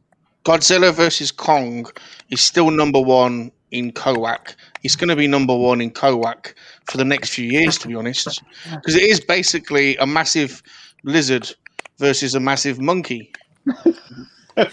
What more do you want? What more do you want? Now we need Godzilla vs. Kong versus Salacious Crumb. Yes. Yeah. A giant version of Salacious Crumb. Well, we got 8 blizzards in Koak. We got Koakian 8 blizzards. That actually makes sense. You could take a hybrid. So like some mad scientist hybrids them both, and it turns up into like a skyscraper tall Koakian monkey lizard. See, I liked the Resistance figures that they made. The cartoon wasn't that good, but the figures they made were really good. But they didn't bring out the Koakian 8 blizzard. Did you see the 8 blizzards on Resistance? Did you see those? Did you not see them? Oh, there's Koakian. They're real Koakian 8 blizzards. They're massive. There's a whole episode on Koakian 8 blizzards. Yeah, get a picture, Nate. You'll find them. Koakian 8 blizzards. Koakian 8 lizard. Yeah. Oh my goodness. Basically, here, let me share my This screen. is real? Yeah, This is real? This is real. In Koak, they're the muscle, and us monkey lizards are the brains. All right, check this out, everybody. Here we go. There you go. I told you. Learn something new every day. It's kind of yeah.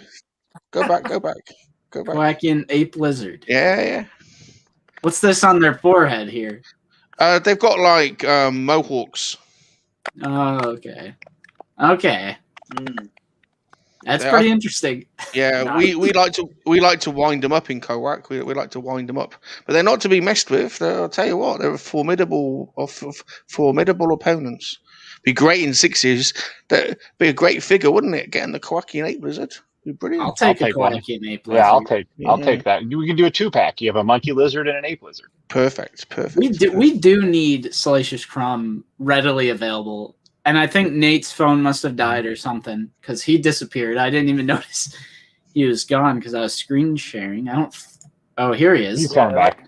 it just randomly booted me out when you X'd out of the screen sharing. That was weird. All right. You got all excited. I won't do that anymore. Got all excited. Guys, I got great news. This is breaking news. Breaking news. I just got a notification on my phone. Bo-Katan is on my front porch right now. Nice. She's on. Should we play Amazon Roulette and see what kind of condition it's in? I go grab it. We'll see. We'll see if it's in a bubble wrap. All right, hang on. Give me a second. I'll be right back. Yeah, go grab it. Go get it. Let's Nerf Herder Zach. Hello. Thank you for stopping by on the stream. Hello. Haven't said hi to Punk T yet. I don't know if Punk T just showed up, but Punk T, nice to see you there. And Nate, there's a lot of people in your chat that I've never met before, so it was nice meeting all these new people. Yeah. I'm glad to share the Monkey Lizard Army. Of course, everyone is welcome, more than welcome, to enlist in the Monkey Lizard Army. Oh yeah, everyone's welcome. Everyone's welcome. Norsky added the links, but they're certainly buried in the chat. But definitely check out Salacious Rum and A Dude's Nerdery here on YouTube, because I'm sure we have tons of new people in here compared to an hour and 26 minutes ago. So definitely check them out. Thanks. Yep. Yeah. One thing I was going to talk about with, when we were talking about the monkey lizards, was just that we need a re-release of Salacious Crumb. Yeah, I was about to say that. We need him readily available. We do. It's time that we have Jabba the Hutt without Salacious Crumb. So they only released him in They only released him on a San Diego Comic-Con exclusive, and it's really hard to get. I tell you who else they need to make as well. They made Hondo Anaka on a Galaxy's Edge case. Where's Pilf Muck Muck? Muck Muck is Hondo's monkey lizard. Where the hell's Pilf gone? We need Pilf too. Hashtag Pilf Muck Muck for Black Series. That is a fantastic moment in Rebels when he has a Kowakian monkey lizard, or in Clone Wars as well. Yeah, that was a great. Oh, here's Norsky. He dropped some links for you guys. A little refresher, some refresher links for Salacious Rum and Norse or. Dude's Nerdery from Norsky Way. Thanks, Norsky. Nerf Herder Zach, we do need Embo. That would be awesome. Now that they're getting kind of deeper into the Clone Wars line. Absolutely. And all right, now we're playing Amazon Roulette. With the dog. But I'm ready for this Amazon Roulette. I'm kind of excited. I'm kind of nervous. I'm nervous for you, dude. I'm nervous for you. At least it's not a car back there. At least it's not a car back. With Amazon. Although I will say, though, I feel like I haven't done enough research yet, but every time so far I've ever marked anything as a gift on Amazon, it has arrived in a box. Nice. I don't know if that's a 100% sound method, but I just did it the other day with a Blu-ray box set. And I that's interesting. For a gift, so I could ensure that it showed up in a box. Hey, it's in a box. It's in a box. All right, you guys ready for? I like playing this game. We play this on 3 Minute a Monkey Lizard, Amazon Roulette. Let's see. All right, so it's in a box, which is good. No way. Okay, bubble wrap. Oh. It's only one. It's only one, but it's in there. So I got bubble wrap. All right, let's see what kind of condition. Dude, I just completed this wave. Yay! Oh, look at her. Yes. Yes. Oh, box thing. is in. Dude, box is in good shape. Oh, there's a little. Must have gotten hit. There's a little scuff there, but this is an opener. So look at that, man. Look at the smile on this old man. This is awesome. Awesome, dude. Finally completed the wave. Yes. Bo is a wow. She is a dude. She is. I'm looking at her right now, dude. Wow. Bo is a masterpiece. I said in my reviews, I don't usually do the reviews. They're usually done by Nate, but I had found them a little earlier. Bo-Katan has one of the best photoreal heads. Yeah. Easily. Look at that face, dude. And then the helmet. The helmet is awesome. Yeah, and the helmet literally doesn't hinder anything. The articulation is perfect. could use a wash on the holsters, but that's really it. If there's anything to say negative about it, it's So it needed a did wash you on guys the holsters. did you guys pose her with helmet or with the head sculpt on? Because like that's a tough choice, man. I gotta keep the helmet on. Helmet on. Because it's a Mando. She's a Mando character, so I just feel obligated. That's kind of how I have my display set up right now. Is I've done a little mixing in the my Mandalorian display, which actually I plan on doing a little bit of it of aping of your content, dude, and doing my own little collection update video. But I have posed with the Walmart Death Watch Mandos. But you know, I just kind of have their shoulder turned so you can't see the Death Watch logo, and I'm like, look, they're kind of night owly-ish. They can stand next to Bo, and she looks awesome. They go together. Having them, well, the night owls are only female, so there are still like Mandalorian, right? Like the Mandalorian loyalist is totally Bo-Katan's faction. Yeah. But the night owls are all female. That is why Axe Woves has the T visor, like a more stereotypical Mando, but both Casca Reeves and Bo have like the owl configuration.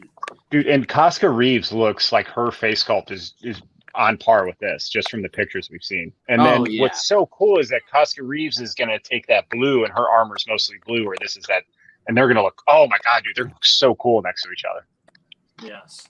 Yeah, this all it takes just to make a 43-year-old guy smile is a $20 female action figure. I'm so happy right now, dude. Awesome.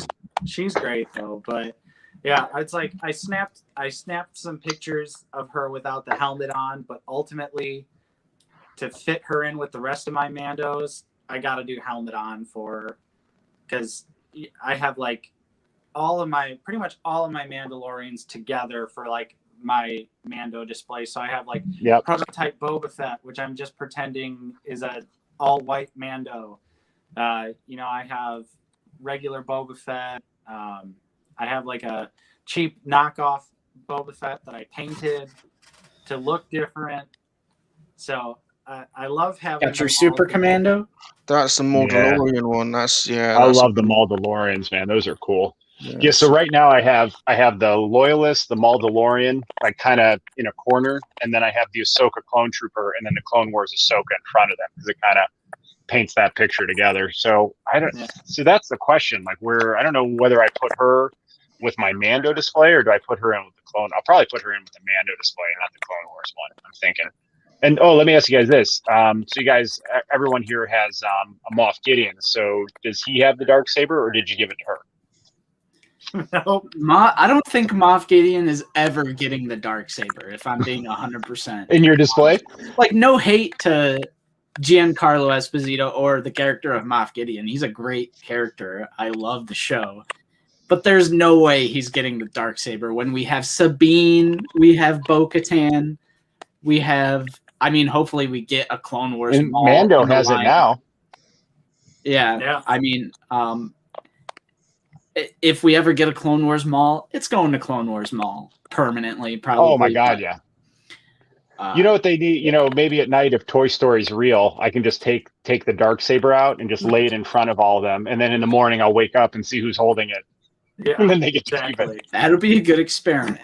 I gave mine to Bo. I made the decision. I have Bo in a sweet flying pose with one blaster, and then the Darksaber in the other. The Darksaber. That's awesome. Yeah, I gave mine to Sabine here. Even though technically this is not canon, because this is her season 1 look. That recently dawned on me the other day because I was like playing around with the Darksaber with other characters, and then when I was giving it back to her, I was like, you know what? That's not canon, because we also need season 3 and 4 looks of all the Rebels characters. I already have the whole Rebels wave. I have a whole shelf of my DTOF. It's just my Rebels display because I love that show so much.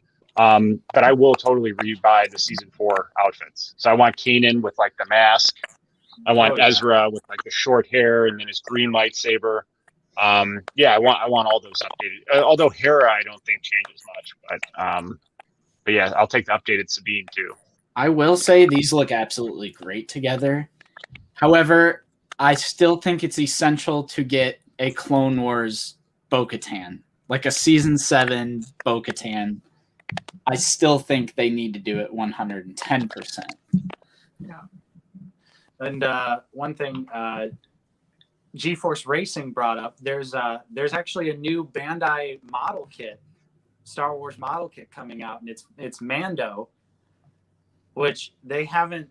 I don't know if any of you guys. Well, I know Justin, but I don't know if Dude or Bob, if you guys have any of the Bandai model kits. But I love putting together the Bandai model kits because they fit well with the Black Series figures, but also I just like building models too. But they haven't released a brand new model kit in like 2 or 3 years, and now they're releasing a Mando in his Beskar armor model kit, and it's going to come with the Darksaber, it's going to come with the Beskar spear, it's going to come with both of his blasters.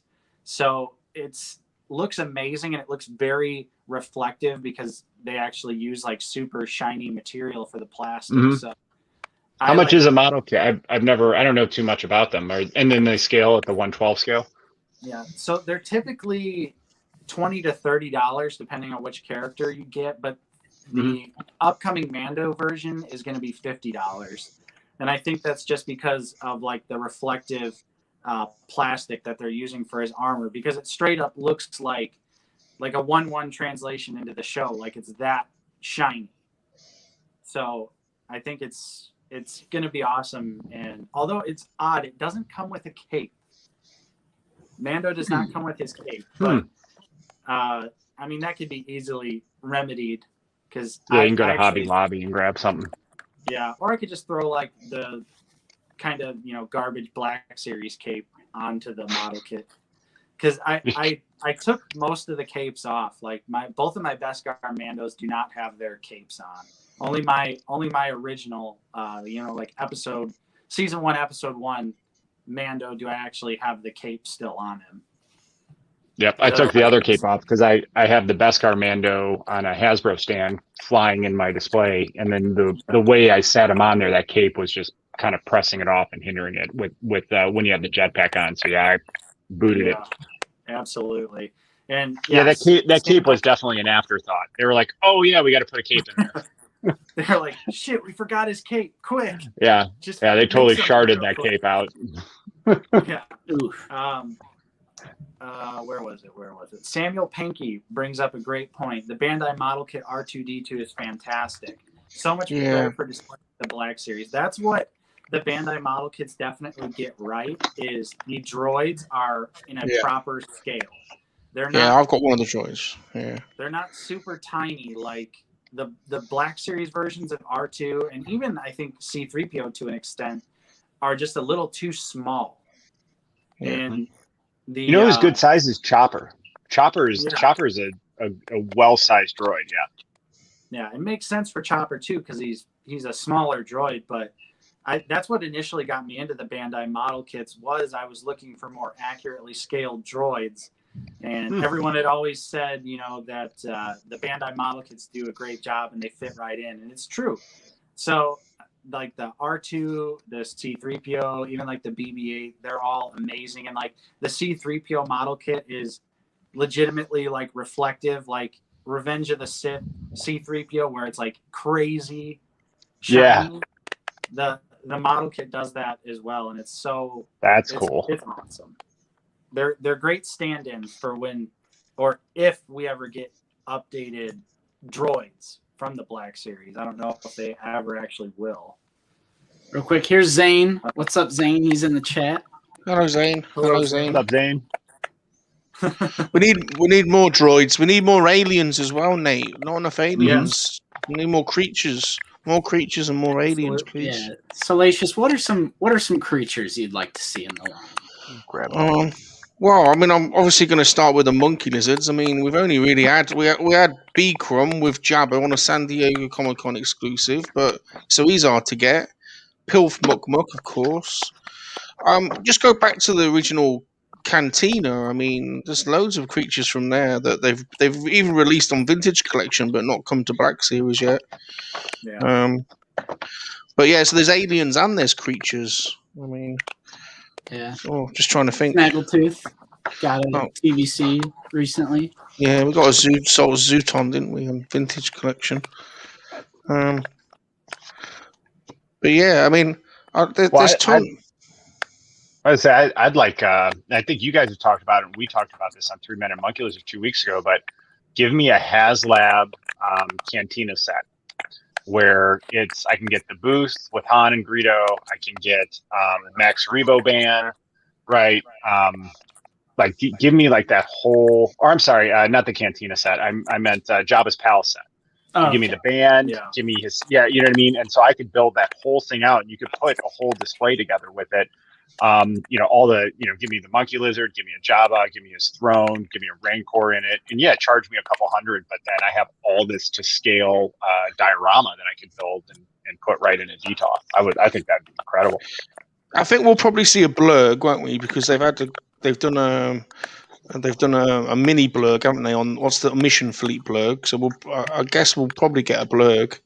They made a Tauntaun, didn't they? Black Series, and they made so I think we'll probably get a blurg. That'd be good. I'd be down for a blurg. Yeah, I'd be up for a blurg. But yeah, 100%. Yeah, I was thinking, we were brainstorming because for Figure It Out, a lot of times if there's not news, we got to come up with like just a random topic to shoot the shit with. And I was thinking like maybe like a top 5 creatures. And I was thinking maybe like the Attack of the Clones arena creatures. Oh yeah, like yeah, totally. I forget what they're called. I know one of them is an Accolade. That's only because they're in the classic Battlefront 2. Chat, other ones, yeah, Chat. Oh, Reek. Yeah. Reek is the one, the red and black rhinoceros looking one, and then the tiger-like one, the rat tail. It's like I did a radio show with Radio Rebellion about this a few weeks ago. I can't remember. Real quick, Josh Anderson says we need a HasLab Rancor for the Black Series. Yes. I would 100% drop the cash for a 6-inch scale Rancor. That thing would have to be so unbelievably big. Yeah. Nexu was the name. Nexu, Yoda, yeah, Nexu. 69. Thank you, Yoda 69. Okay. Oh, yeah, you know what I've wanted is, oh my god, now I'm blanking on the name, but in Revenge of the Sith, what Obi-Wan's riding, that like yeah.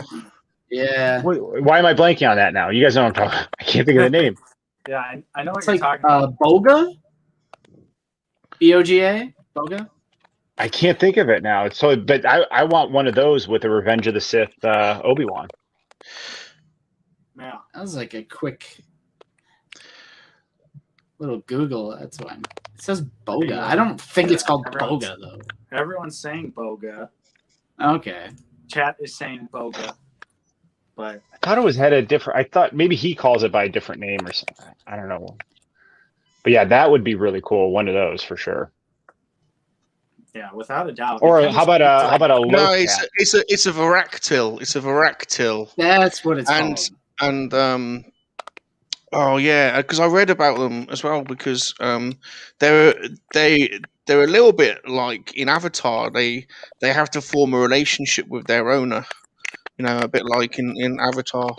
And they're from what's the planet called? What's the planet that looks the most like Avatar? You know, the luminous.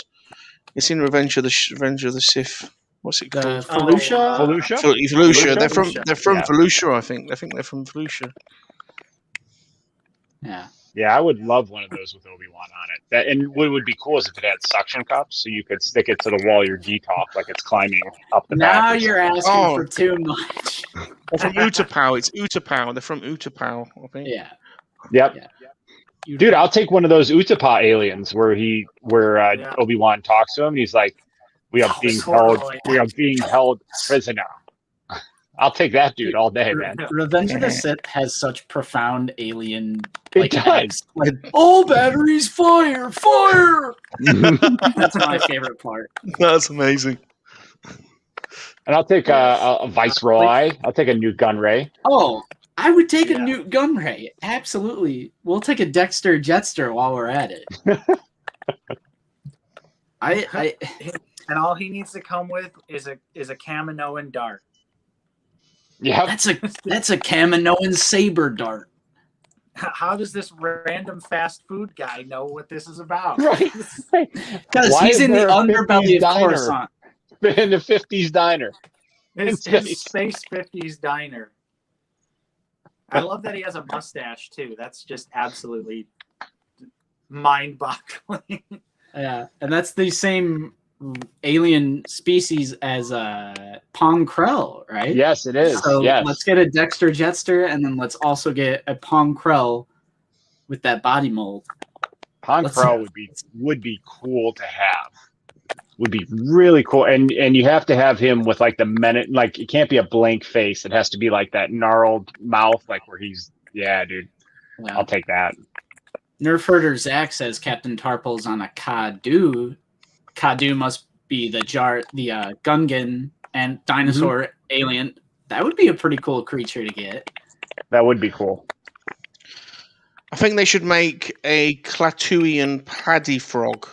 They're those frogs that Jabba used to eat. He used to chuck them in his mouth. He had them in a little bowl. Oh yeah, and that's part of that San Diego set, isn't it? Like the green bowl. Oh, do you get the frogs, do you? Do you get the frogs as well?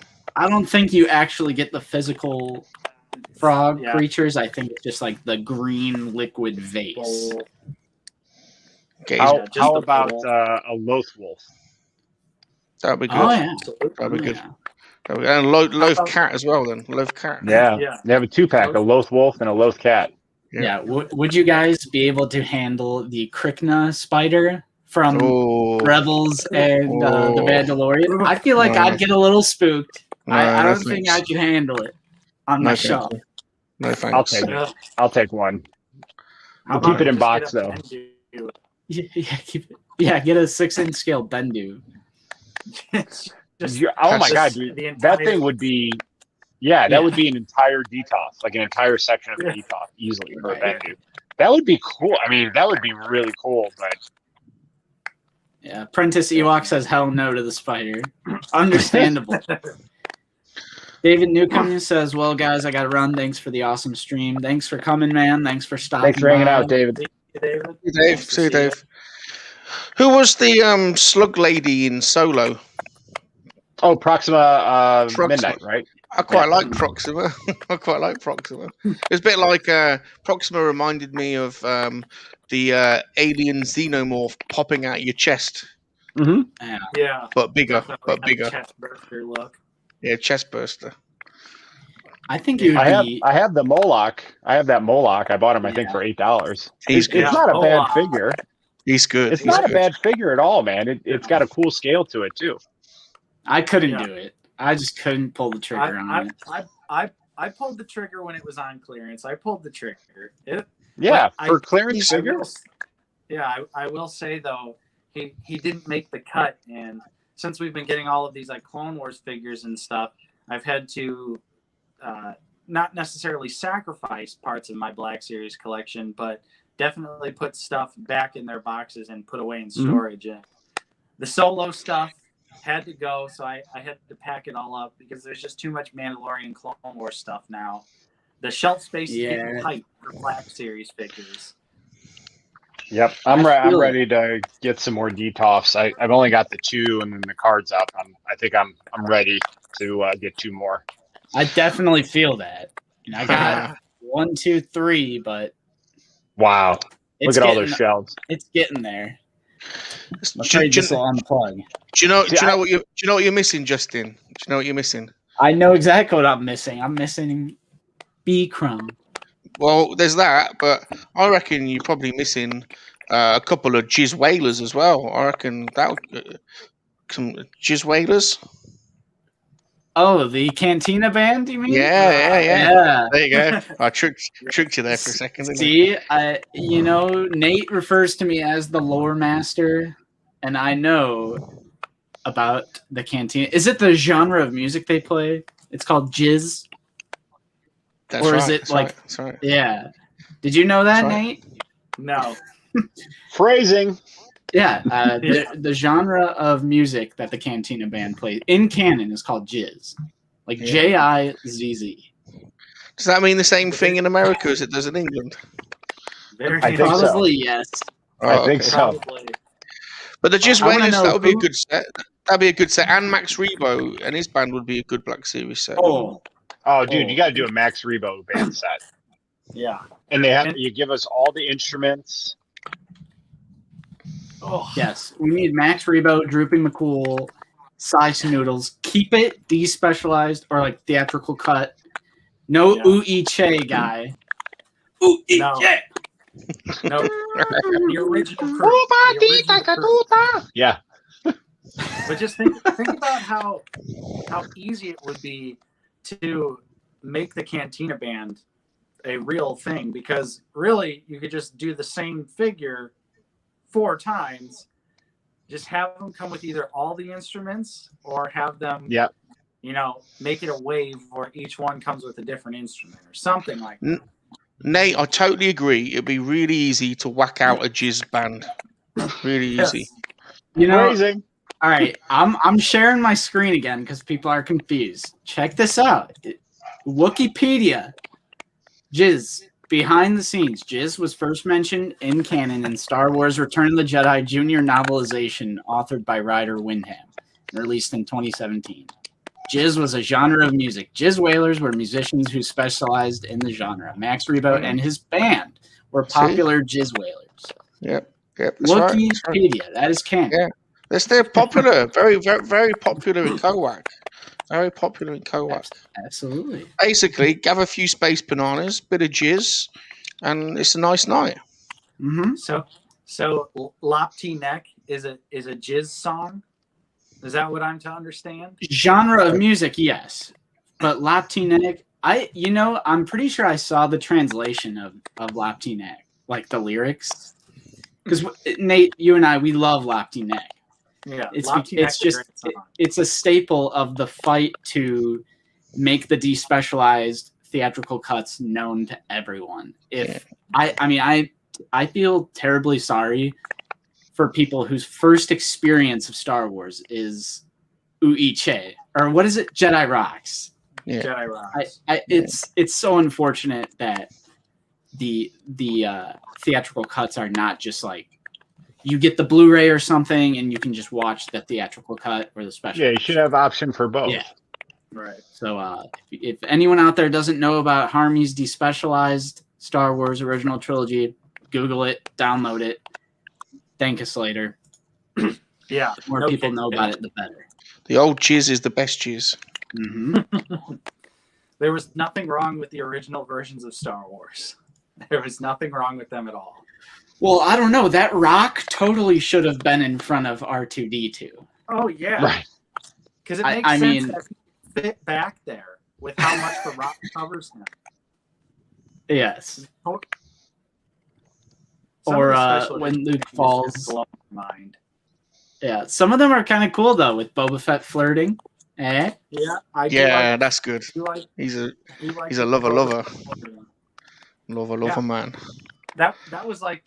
That was one of the main reasons I bought the vintage collection Boba Fett figure, was because I have the Jabba's dancers from Power of the Force. So Oh, nice. I posted a picture on Instagram and Twitter of it, but I just recreated that image of Boba Fett flirting with the dancers. And I'm just like, I think this is how I want to keep it. I want to keep this as like that part of my display, because I also have the vintage collection, palace display, like Han Solo and Carbonite on the wall, that sort of deal. I actually picked that up on clearance, so that was a nice find. But of course, then you find out that like vintage collection. I don't even know if Jabba the Hutt has like a vintage collection release, or if he does, it's insanely expensive. So I've kind of like shot myself in the foot in a way, because I feel like I can never complete the Jabba's Palace display, even in 3/4 inch. I think there's a nice legacy collection. There's a nice legacy collection one, I think. Mm. I'm sure that I've was got my. an arm and a leg, I'd imagine. I like my old vintage one. I've The old vintage one. Yeah, I've been thinking about getting one of the crappier Power of the Force ones where Jabba does not look good. He does not look good in the Power of the Force line, but I think it would be a good just stand-in for the time being. I mean, he's rarely that photogenic, to be honest, Jabba. I mean, you know, it must be a nightmare getting up in the morning and, you know, trying to pick the correct attire. You know, Right. There isn't His much grand wardrobe. Yeah, there isn't much that makes him look, slim. You know, speaking of Hutt and speaking of the Max Rebo band, can we get a Zero the Hutt in the Black Series? That'd be good. That'd be good. Yes. I mean, the best subplot in Clone Wars of all time with Size Snoodles and Zero.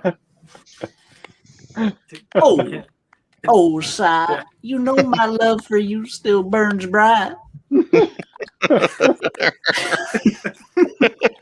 Justin has the best Hutt impression of all time. She murders him in cold blood. I'm like, Jesus, man. That's good, Justin. That's good. Shoots him. I'm sorry, Zero. There won't be a next time. Like, Jesus, man. It's cold-blooded murder. Oh. Greatest subplot. It's a kid show. Yeah. Mm-hmm. Yeah, exactly. And then you see Savage decapitate a whole council of Black people with his Suns. double blade lightsaber. Yeah. And you're like, yes, for children, yes. Yeah, their pheromones weren't working that day. Their pheromones weren't working that day, were they? Yeah, speaking of that, it would be super cool to get, like, the other crime syndicate leaders, like the Black Sun leader, the Pikes leader, because, what is it? Crimson Dawn? Crimson Dawn. Yep. Yeah, and well, dude, I want a Savage press figure too. Oh yeah, yes. We need to get Prince Zizor back. Bring back the Shadows of the Empire. Yeah. That would be amazing if they did a full Gaming Greats line of the Shadows of the Empire stuff. People would eat that up. I can't tell you how many times people comment on our videos asking, or wanting like a Dash Rendar or any of the other characters. Kyle Katarn. Real quick though, Vader X Bricks is here in the chat. Says hello there. Picked up the Velociraptor Echo from the Amber collection at Target Thursday on clearance for $8.99. I think I've made the decision to get one of each of the Clone Wars figures instead of two. That's awesome. I really do love those Raptors. Love those Jurassic Park Raptors. Not for full price, but can't get them in England. Those amber ones, can't get them. Really, not at all. No, I don't have them. Wow. Do you guys get a lot of Mattel product in general, or is it? Well, no. I mean, I've got some of the G1 Jurassic Park figures. I don't particularly collect them, but I don't think you can get the Amber series over here. I might be wrong, but I'm pretty sure you can't get them. Damn. Oh, they do look The good. Shadows of the Empire is amazing, Nate. Shadows of the Empire is my favorite.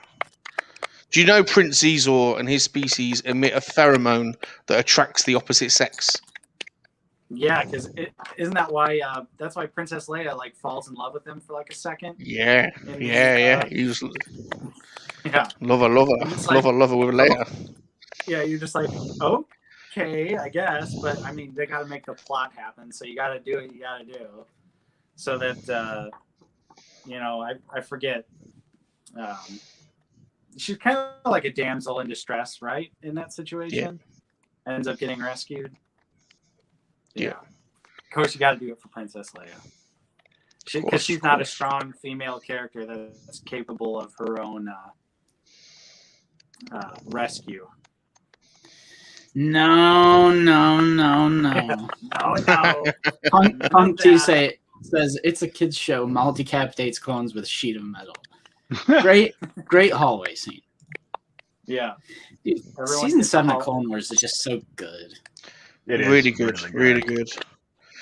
A couple of the episodes weren't that. The bit on Coruscant they messed up, I think. Yeah, that's definitely the weak arc. I was actually rewatching the Bad Batch arc a few nights ago in preparation for, what is that, next week? May the 4th, yeah. Next Tuesday? Yeah, May 4th. May 4th? Yep. Okay. Yep. So we'll probably be I doing would argue- streams. I would argue that the last 4 episodes of season 7 of the Clone Wars, if you consider that a movie, is the 5th best Star Wars movie. It is some of the Mandalorian best Star Star Wars Wars. that we've got in a very, very long time. I mean, really, it is exceptional. It ties up the arc. It adds to the lore. You get to see, Ahsoka versus Maul on Mandalore. that was incredible. But yeah, to me, that's the 5th best Star Wars movie. Is the last 4 episodes of season 7 of the Clone Wars. Yeah, I can definitely see that. And that's what I meant like way earlier in the stream about how like we've gotten so much good Star Wars under Disney. And people just focus too much on the negative things that they don't like, and they just forget or just gloss over all this amazing Star Wars content we have with The Mandalorian, seasons 1 and 2.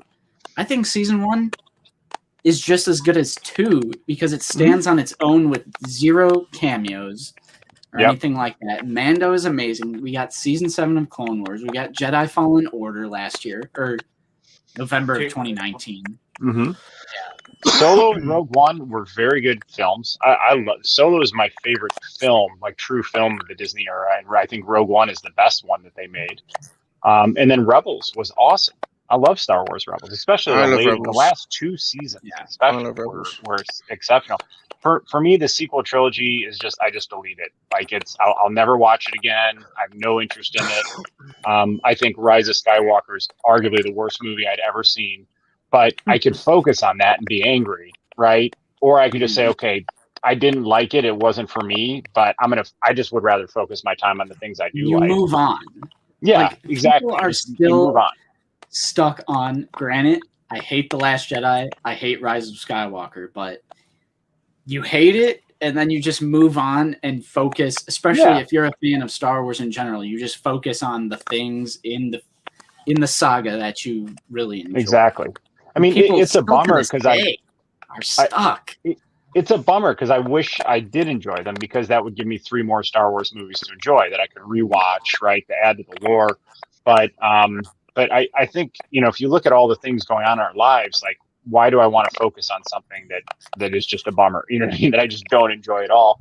I'd rather punt on it. Now, I do like to talk about it. I like to learn why people like it, and so for me, it's more of it's not like a triggered reaction, but it's more like I like to hear, like Sean Solo liked The Rise of Skywalker. So I'm interested in what he liked about it and why.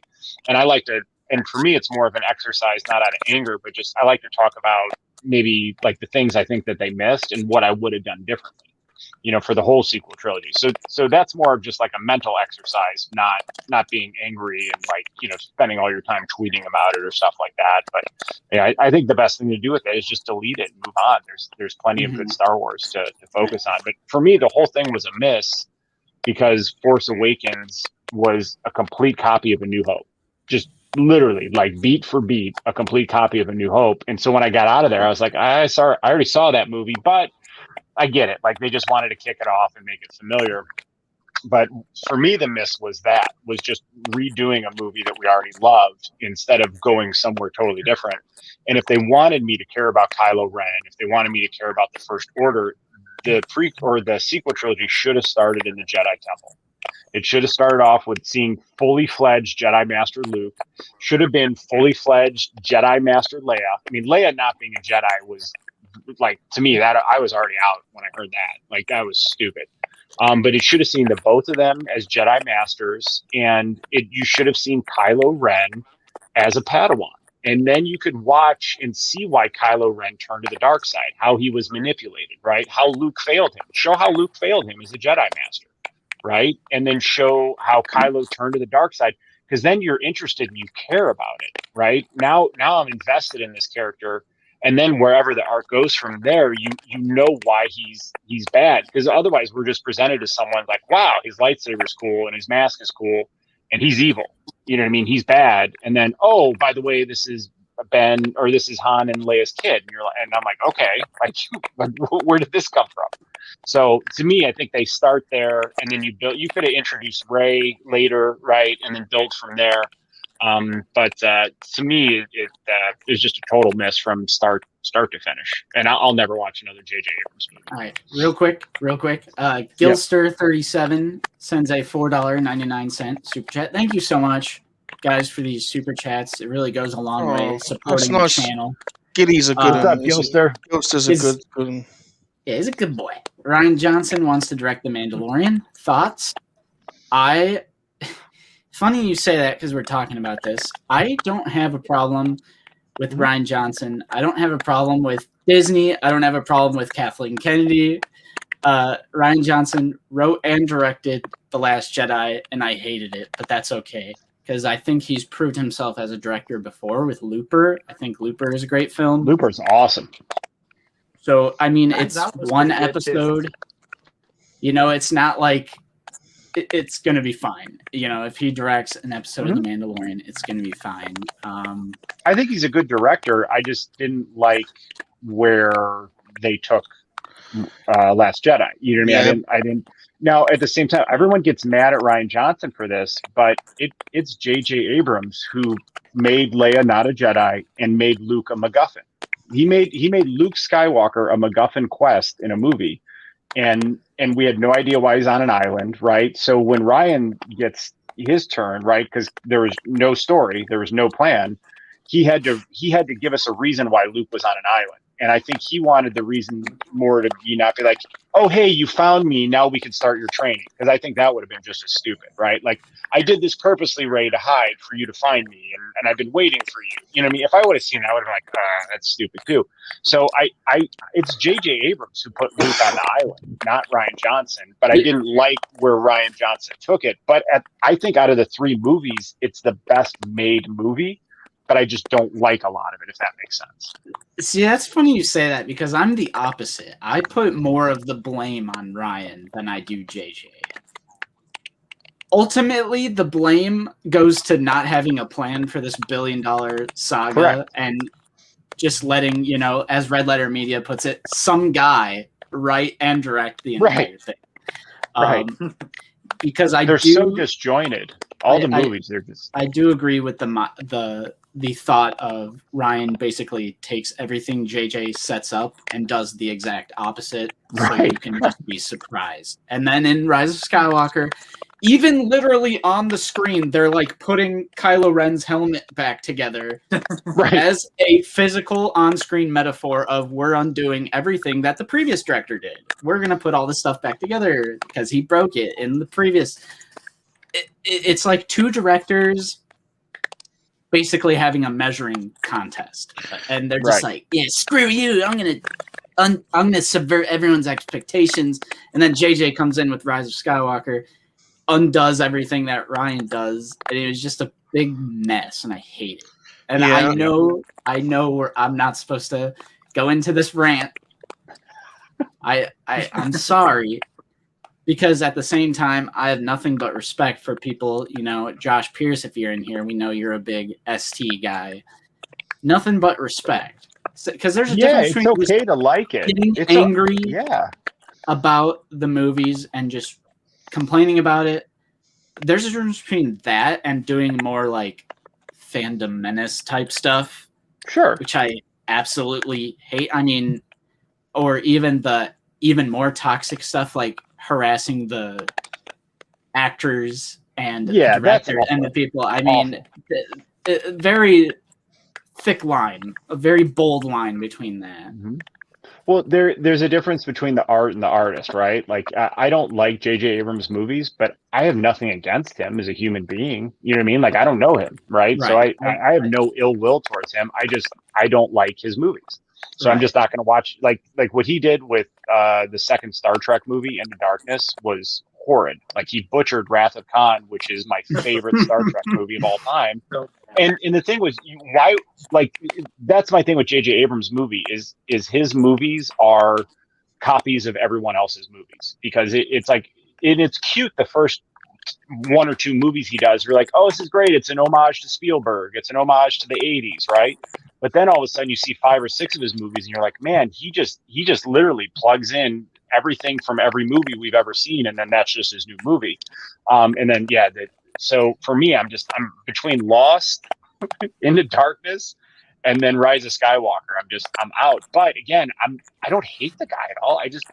His art isn't for me. That's all it is. You know, Right. there's no need for Venom or to hate the artist at all, or the actor, whoever it is. Like, they're people. So I think it's important to make that distinction, because modern day, like, people are still so, like, even like to go full on Star Wars, like, people are consumed by their hatred. Mm-hmm. And because someone asked earlier, I think, like, what do you think of the fandom menace? I hate the fandom menace. Even David C. calls them out by name. I won't lie, Geeks and Gamers just rubs me wrong over and over. I've been recently exposed to these types of YouTube channels because I've been avoiding them for so long, like Doomcock and Geeks and Gamers, and I can't with these channels, because they make the same video every day for 3 years in a row. Kathleen Kennedy has been absolutely ousted by Disney. Like, I cannot stand those channels, because they have great success on YouTube, and I think that pisses me off as well. And their like to dislike ratio, and they make the same video every time. Kathleen Kennedy is in hiding after Disney is absolutely erupting in a volcanic destruction. That's almost the narrator to Clone Wars right there. Yeah, yes. Nate, let's do this. Let's Dude, we should do a total video that's like that. That's the narrator from the Clone Wars. Let's get the parody going. The Clone Wars. Ahsoka Tano has infiltrated the separate. Yeah. Oh, dude, no, it's a Gino Carano canceled. You know, like. And Kathleen Kennedy has been fired. Yes. Every episode. Kathleen Kennedy has been fired like 15,000 times, according to those types of channels. And then their audience forgets. They never ask, like, wait, I thought she was supposed to be gone. Fired. Never mind. I'm just going to consume the next video. That's literally the same thing. My team of sources that I conveniently cannot name are deep in Disney, and they are absolutely panicking and freaking out. It's so eccentric. Kathleen Kennedy is in shambles. In fairness, though, do I think Kathleen Kennedy, it's time for replacement? Yeah, I do. I think if you botch up, you're in charge, right? Like my role, I'm in a leadership role. So whether or not I physically did something, I'm accountable to everything that happens underneath me, right? Whether, like, there's times I get called and I'm like, I don't even know about something, but I'm accountable for that situation, right?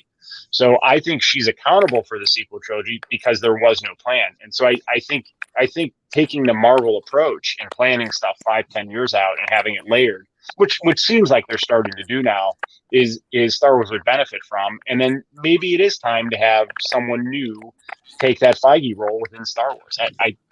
I think that's fair. I think it's fair to consider that. But again, it's like we've talked about, there's more good Star Wars under Disney than there's bad.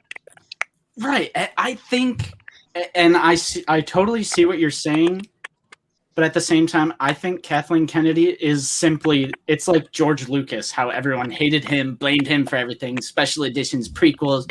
Like, I think we forget that George Lucas used to be the hated person of Star Wars. Now it's like come full circle.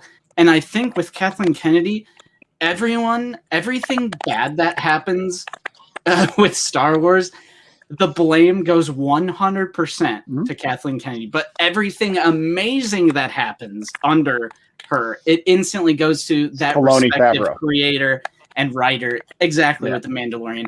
The creator of The Mandalorian being Jon Favreau. Dave Filoni involved a lot of that. Love those guys, but there's some hypocrisy going on with Yeah, that's everything totally fine. bad that happens. It's Kathleen Kennedy's fault. Everything good that happens, it's the respective creators. Well, the problem with the internet is there's no context on the internet, and it's also a place of extremes. And if we've learned anything from George Lucas, it's not to be so absolutist in our thinking.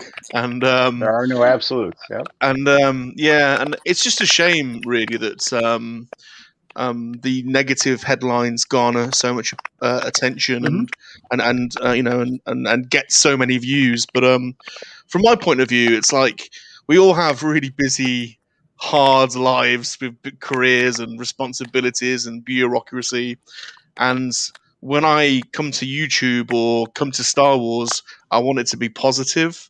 Absolutely. And I want it to be about good vibes, and I don't want all of the nonsense. And so that's what puts me off about it. It's just like, I get that nonsense at work. Can we just celebrate what's good? And it's good to be critical. It's good to be a critical thinker. I'm not suggesting otherwise. I mean, Well, you can do it without hate. You can do it without hate and venom. Yeah. I mean, movies are art, aren't they? And they're subjective. And making stuff is easy, but making stuff that's good is very hard. And when you're producing a series of movies with so many moving parts, writers and actors, and I think sometimes we're spoiled a little bit with how much good stuff there has been in the past. And yes, they made. I think the thing they made, the one mistake they made, is the strategy, if anything, and that was probably the first decision they had to make, was to pick the strategy. And if you get the strategy as slightly wrong than everything else, you're trying to. It's an uphill battle. And I suspect the strategy was made with good intent. We've got some really good young independent filmmakers. Let's give them a chance. And unfortunately, it didn't work out. The strategy didn't work out. And but like you say, I mean, let's not complain too much about it. We're getting more Star Wars content than we've ever had before. I mean, I've been lapping it up. The build up to The Force Awakens was one of the best positive experiences ever. I mean, the premiere of The Force Awakens in my cinema was unbelievable. It was absolutely packed. It was such a positive experience. Same with The Last Jedi. I know The Last Jedi didn't quite work out. Rogue One was incredible. Solo was underappreciated, I think. Yeah, But Totally I think underappreciated movie. I think Star Wars is a modern mythology that's supposed to teach you about values and principles, and some people miss that, and it's a shame. It's a shame, really. Well, I remember the Phantom Menace premiere. I was a senior in college, and we went to the midnight showing, man. And we were just over the moon excited to go see that movie, and the theater was excited. I mean, it was like as soon as everything came on the screen, there's cheering and applause. So like that's part of what makes Star Wars and the community cool, is that excitement and enthusiasm. And I'm with Salacious. Like I'd rather focus on that aspect and enjoy it, because not a lot of joy going around lately. You know what I mean? So Absolutely. I think we need to focus on the things that do bring us joy versus things that don't. Yeah, interesting you say that, Salacious, because about the premiere of Force Awakens and the hype, because Nate and I have an incredibly unique perspective of that. Just absolute, I mean, it's cultural phenomenon, because we worked at the most successful, the biggest movie theater in our area of Northwest Indiana, and it was insane.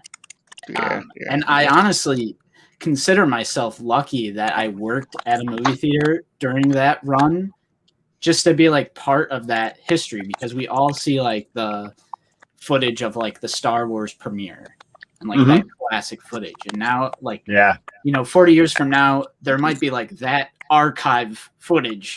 I'm gonna be like, there I am. I was in there working. I was shoveling that popcorn. Yeah, but we're all cheering when the banner came up, and everyone was going mental in my movie theater, cheering, jumping out of their seats. People were dressed up. It's like what other films do you go to when you get that kind of experience? I can't think of any other that Dude, compares. yeah. You know. I I remember mean, getting Marvel a little, but nothing. I mean, there's some excitement over a Marvel, but it's nothing. I mean, I think Endgame and Infinity War people were, Yeah. but Yeah. maybe that's a 5. You know what I mean? Compared to like a 10, which is a Star Wars winner. Yeah. Well, Dude, grown men crying and women, but people literally crying.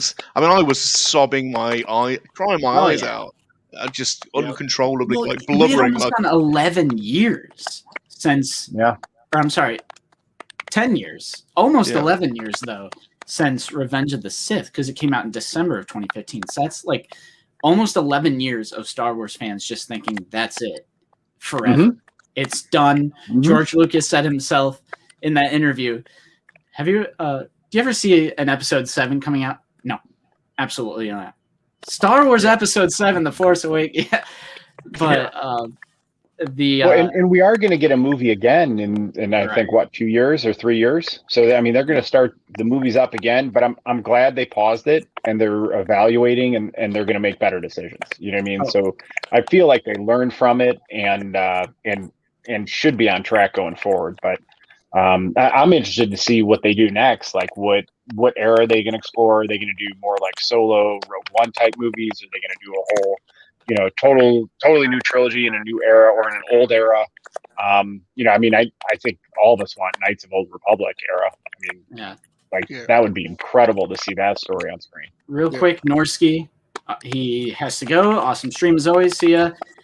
Our favorite, our one and only moderator over in Norway. Oh, we nice. love ya. Nice to meet you, Norsky. Thank you, Norse. And kind of jumping back real quick to the premiere of Force Awakens, dude, I remember getting home from work at like 4 o'clock. It was like 4:30 in the morning because the midnight IMAX showing went, and there was such a demand for it. They added. You remember that, Nate, when they added another showing? It was a 1 a.m. show. That was how I saw Force Awakens for the first time. Was the movie started at 1 a.m. and I worked from 5 p.m. to 1 a.m. Got off, ran straight into the movie theater, sat down, and watched the movie like that. Yeah, that's awesome. And we didn't have our busiest day. Yeah. Go ahead, Nate. Well, I was just gonna say I remember because we would have to do these things called theater checks where you'd walk in and you'd have to see if anyone was on their phone or something like that. And I did it right when the movie started because everyone was really concerned about people filming the movie and pirating it right away. And I just remember walking in and the logo just comes up and instantly I could just feel the tears coming down my eyes. And I was like, I can't even do my job right now. I'm so distracted by new Star Wars in my face. Right. And, yeah. That I mean, it was just an absolute phenomenon. And I remember our busiest day where we broke our theater record. It wasn't until 2 weeks later, the day after Christmas, I think. Yeah. And who do you think was closing Usher on the busiest godforsaken day? Yep, I remember. I remember convincing my 5 to 1 because we would work 8 to 3 a.m. But I remember convincing my 5 to 1, please stay until 3. And then I remember getting home at like 4:30. That was insane. But I consider myself so lucky to just be a part of that history. That's cool. For sure. The Rogue One build up was interesting as well because there was so much mystery around that film. Like, do you remember the trailer with the Death Star siren going off and what will you do if they fight? What will they do if they fight you? What will you become? All that stuff. It was just crazy, that film. And then we never actually saw that scene. Yeah, none of the stuff from the trailer was in the movie. I know. The trailers were epic, though. Like the Darth Vader breathing one. Ooh. That shot with Jyn in like the tube where she's in the stormtrooper armor and then the lights come on and that, oh my God, not in the movie. It would be very interesting to see the original vision. Yes. I would like to just see what it was like. Yeah, totally. Absolutely. Rogue One is such a great movie, and then you get the Vader hallway scene that like came out of nowhere. I mean, think about it. Like that was the first time we ever saw Vader unleashed like that, just truly teeing off, man. Like that was just incredible. Yeah, that was an Yeah. epic theater moment for sure. It was such a It surprise. was. I was too. blown away. I had no idea that was coming, man. And just the, I mean, just the, like, they really showed how terrifying it would be to encounter this 6'7" cyborg-looking thing, man. Just force pulling you and impaling you on a ceiling. Yeah, Rogue One. It's a kids' movie. Rogue One, I think Nate and I share a lot of similar opinions about Rogue One. We do think it's a little too much. Remember this? Like, Yeah, that's fair. Ponda Babu and Dr. Cornelius Azavan. Yeah, that was. They're Yeah. walking into Jeddah. Jeddah blows up. They Unnecessary. somehow escape and Yeah, went that was to the unnecessary. cantina of Tatooine. But and like they had to I have just the want it on several obligatory systems. shot of C-3PO and R2. Scarif, we're going. I like Yeah. the more subtle things, like how you can see the ghost in the background of the Yeah, space that was battle. cool. I was like, yes, and you can see Chopper. First 2 acts I'm a little iffy on, but the Battle of Scarif is truly just beautiful because it's like the first time we've ever seen like a tropical environment in Star Wars. Yep. Pretty much. Jeddah's quite cool though. Jeddah feels Star Warsy to me. Like the street scene and the cooking by the side, and even the very first scene actually when Cassian's walking through that market, and that I tell you what, segue onto Cassian, but I think Cassian's going to be nuts, absolutely nuts. The Cassian series. Definitely. Yeah, I'm a little iffy on that. Really? Oh, I think people are sleeping on it. I think it's going to turn out to be a bit of a thriller. I'd be down. I mean, espionage, the Empire at the height of their power, the rebellion not really a thing at the moment. Just homeworlds sort of rising up, unhappy with the Empire, and spies, and I don't know. It could be. I'm sure it's going to be epic. awesome. Yeah, it's going to be. It's. I'm probably most looking forward to Ahsoka out of all of them, but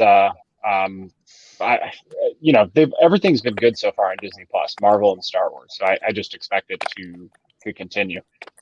Yeah, that's kind of how I'm starting as well. Just like now that the Disney Plus stuff has kind of proven itself in a way, I'm like, even though I don't really care about Cassian as a character, I just kind of think he's like a more edgy Han Solo.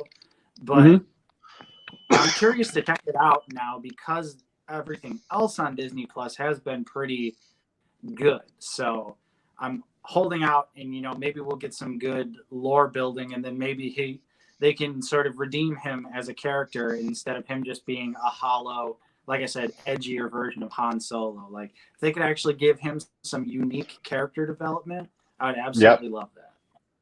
Well, you got to see how he got to that point where he just killed his informant, right? Like where he without pause. So like, yeah, I'd like to see the build up to what he had to have learned a lesson that made him do that later on. So I think that kind of layering is cool. And I'm excited for Lando too, just because I love Solo. I think, and so it seems like it's probably be like somewhat of a sequel to the movie. So I'm hoping we get more Kira. I'd like to see Maul in that and explore what happens with that further. What's Salacious? What's he drinking there? Oh, What's he sipping on? just some special water. Yeah, he needs a sippy cup. Some special water. Got to stay lubricated, Justin. Yeah, let's see here. This is kind of off topic, but Quentin Mims. I mean, this is Black Series. It's all Black Series, but we go on plenty of shambling. Quentin Mims, we need Black Series clone commandos, ARC Troopers, Captain Fordor, or the Moonins 10-inch Black Series. I don't know what that is, but the clone commandos, dude, Delta Squad would be absolutely amazing.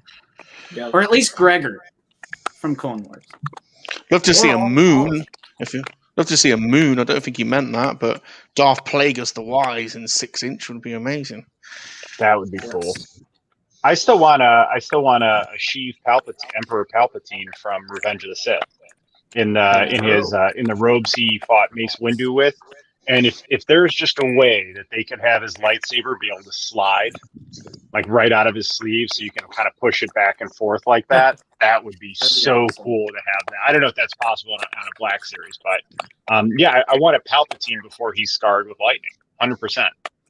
Yeah, that'd be really cool. In all honesty, the Rise of Skywalker Palpatine with his red robes and his eye, that's an awesome look. We need him. Yeah, I would say if there was one figure I'd probably buy from Rise of Skywalker, it would be the Emperor in his Sith Eternal robes. Yeah. I would also just like a Palpatine figure with a lightsaber. Yeah. Because we don't have Palpatine's hilt yet. Yeah, exactly. That's what I'm saying. I want that from Revenge of the Sith. I want that figure and that the saber. gold, the rose gold. Ooh, Yeah. that would be good. I mean, it makes sense because obviously original trilogy Pal doesn't use a lightsaber, so it makes sense why we haven't gotten it. But at the same time, I'm like, ooh, like I would just love to finally have Palpatine, whether it's the prequel version or just the Rise of Skywalker version. I just want a version of the Emperor. He comes with his lightsaber. Although, does he even use his lightsaber in Rise of Skywalker? I honestly don't. I don't think he does. I only saw it in the theater, and then I haven't seen it since. I tried to watch it one day when I was sick, and I just couldn't do it. I couldn't go back to it. So I've only or ever the dual fully watched wielding it once as well. Yeah, or yeah, when like he the dual wields. wielding sabers, Yeah. where he fights Maul and Savage. And Savage, yeah, dude, that would be cool too. I'm on a strict no sequel trilogy figures rule in this house, but I would give in and get Padawan Leia. For her to have her in a lightsaber, I would totally give in to get Padawan Leia. True. That was Eddie an Borgullet. awesome- Oh, Yeah. Borgullet. Yeah, Borgullet. Borgullet. Borgullet. Aren't you gonna come with us? I'm just gonna stay here. Save the train. Bonus fell on me. Oh, I bet gosh. Justin does a Borgullet as well, doesn't he? Yeah, Borgullet or Saw Gerrera.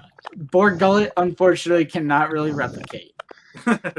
Borgullet will know the truth. Lies. Deception.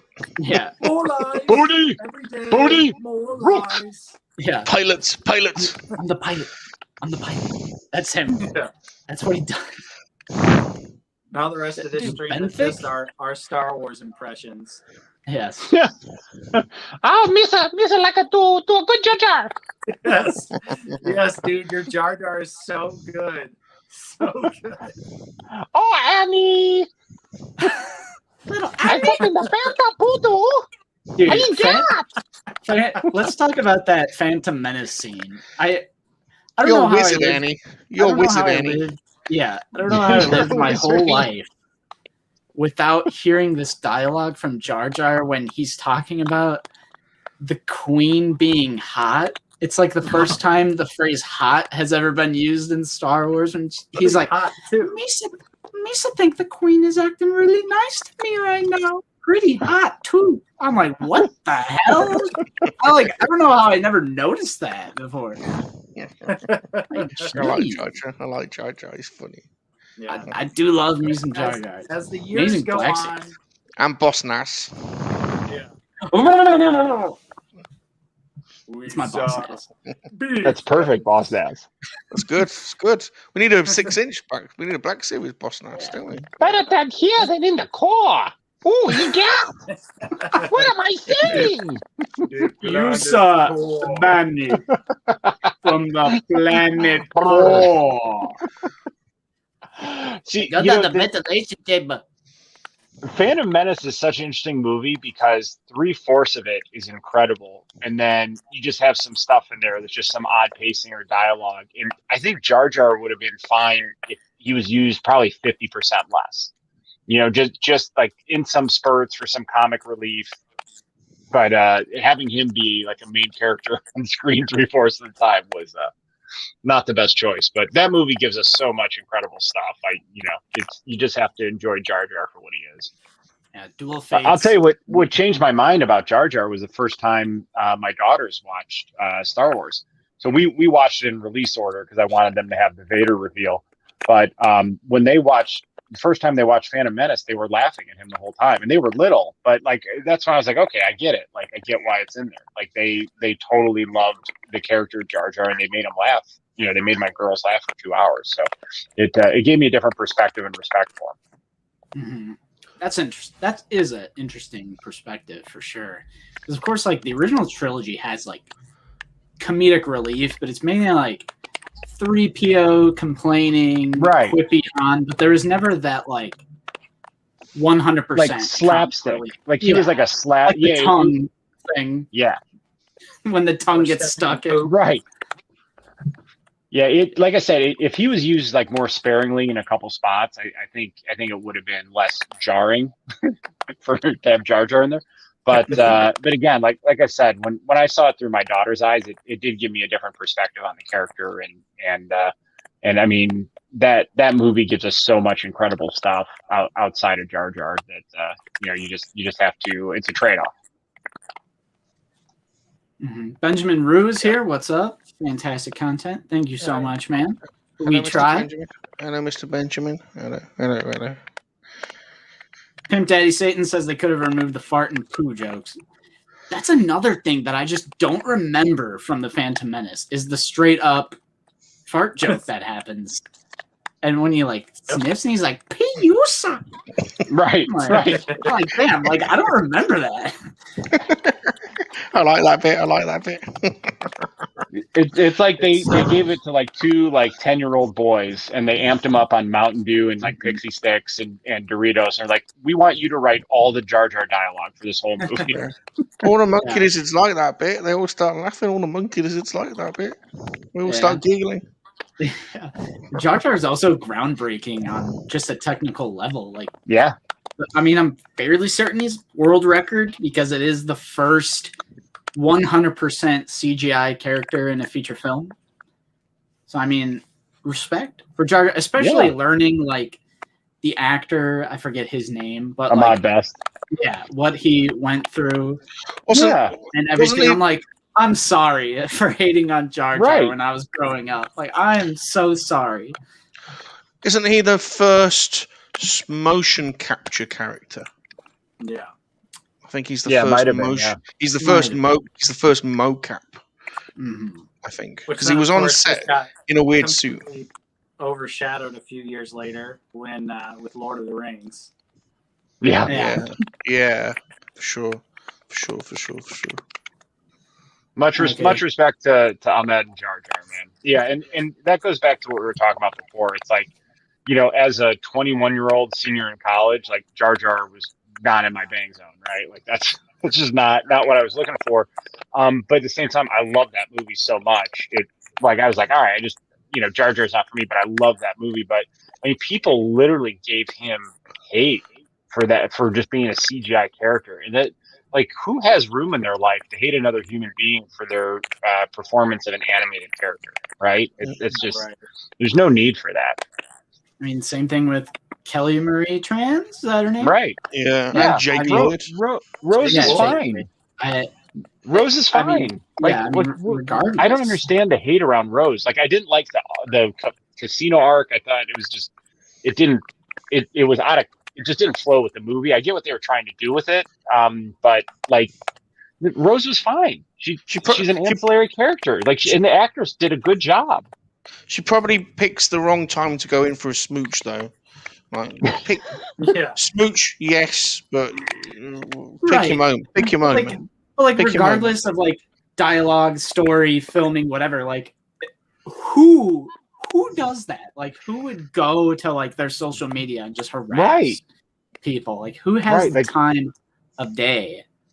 And like I said before, it's the people who are literally dedicated to hating on the sequel trilogy. I'm like for years and years now, it's like, give it a rest, man. I'll be up for a smooch with Kelly Marie Tran, to be honest. I'd have a smooch. I remember, like, even at the end of the movie, like I didn't even think of Rose other than just an ancillary Star Wars character, and I thought she was fine. And then all of a sudden, you start seeing all this hate for her, and I was like, I didn't get it. Like, there was a lot about that movie I didn't like. I was like, I don't understand why everyone's so angry at her character. She's just a supporting Star Wars character, and the actress was good. She did a good job. Mm-hmm. Yeah. Yeah. Makes absolutely no sense to still. It just people that are probably miserable and they need somewhere to put their misery. You know what I mean? Mm-hmm. Yeah, geeks and gamers. Yeah, 100%. I wish we were on that level. I wish we had enough subs to do a little Take a war swing. action. Yeah. Who else fancies a pint of Salacious milk right now? I could really knock one back. What in God's name is that, Salacious? Salacious milk. I don't know that one. It's gonna be from. It's in The Last Jedi. Luke takes a swig out of his nipple. Oh Right, my he puts it God! he squirts it into the bowl first. I'll tell you, we were supposed to go to we were supposed to go to Galaxy's Edge twice last year. Once at Disney World and then once at Disneyland. And I still cannot wait to try some blue milk. Like I cannot wait. I'll bypass the bottle and just go straight to the nipple and get some. You like it from the tap? Salacious takes it from the tap. Yeah, unfiltered. Unfiltered. On tap by chance? Unfiltered. Like, seriously, we've been wanting to try blue milk because I like that. Now that I've grown into like a young adult, I'm like, okay, people do acknowledge that substance in the first film. Because I remember as a kid, I was like, damn, that looks good. Like it looks so appetizing. So I'm glad I like grew up and found the internet and like I'm like, okay, people know about this. Like little tiny detail because it looks damn scrumptious. Like I would love to go taste some blue milk. Can't get it in England. Cannot wait to go. I cannot wait to go. That was one of the many bummers last year, but we were going to go in April to Disney. We're going to do a Los Angeles family trip and then go to Disneyland. And we're going to go to Harry Potter too for like 2 days. But I had the lightsaber reservation. I had the Build a Droid reservation. You know what I mean? And I cannot wait to go and do those things there. Because I mean, like for our whole lives, like to go see a life-size Millennium Falcon, to go, see the rides, to build your own lightsaber and have that experience, build your own droid. I mean, that's something even as a 43-year-old guy that the 10-year-old in me just is coming out and can't wait to do. Real quick, David C, I'm down, bro. I would love it if a channel as huge as Geeks and Gamers would really get so pissed off at little old 6K out of the basement to put us in a video. That would absolutely make my day if that would ever happen. So yeah, go ahead. Take a swing. Underdogs, bro. It's gonna be it's literally gonna be, we're gonna have people making those videos where it's like the Lord of the Rings charge, and it's gonna be like it's gonna be like the graphics of Out of the Basement, Dude's Nerdery, Mike Case, Fwoosh, and we're gonna be colliding on the orcs, and it's gonna be all those channels. I want to get to that point where someone makes those videos. Nice. Eric is in the chat. What's up? I don't think I saw you in here before. I think this is your first. Nice pickup with Zacchaeus. Hello, Dude, Eric. I still need Dengar too. I have the Bounty Hunter lineup minus Dengar. That's the one I need. Yeah, dude, Zacchaeus is one of the best figures in the Black Series. Yeah, he's Cool figure. He's a good. It's so randomly good. Like and double jointed Dengar's great, elbows. too. Well, he's a cool design though, isn't he? He's a cool design. He's a Yeah. cool. The All only those thing I don't bounty like hunters about Dengar is his backpack makes him so back heavy. Yeah. Oh, does it? Yeah, you really got to mess around with it. Like my Dengar is just propped up against the wall because I got sick of him falling over, and my collection's packed so tight. If one figure falls, that means at least 5 others come tumbling down with him. So It's an avalanche. Yeah, he got the wall treatment, so he just leans up against the wall with all the other bounty hunters.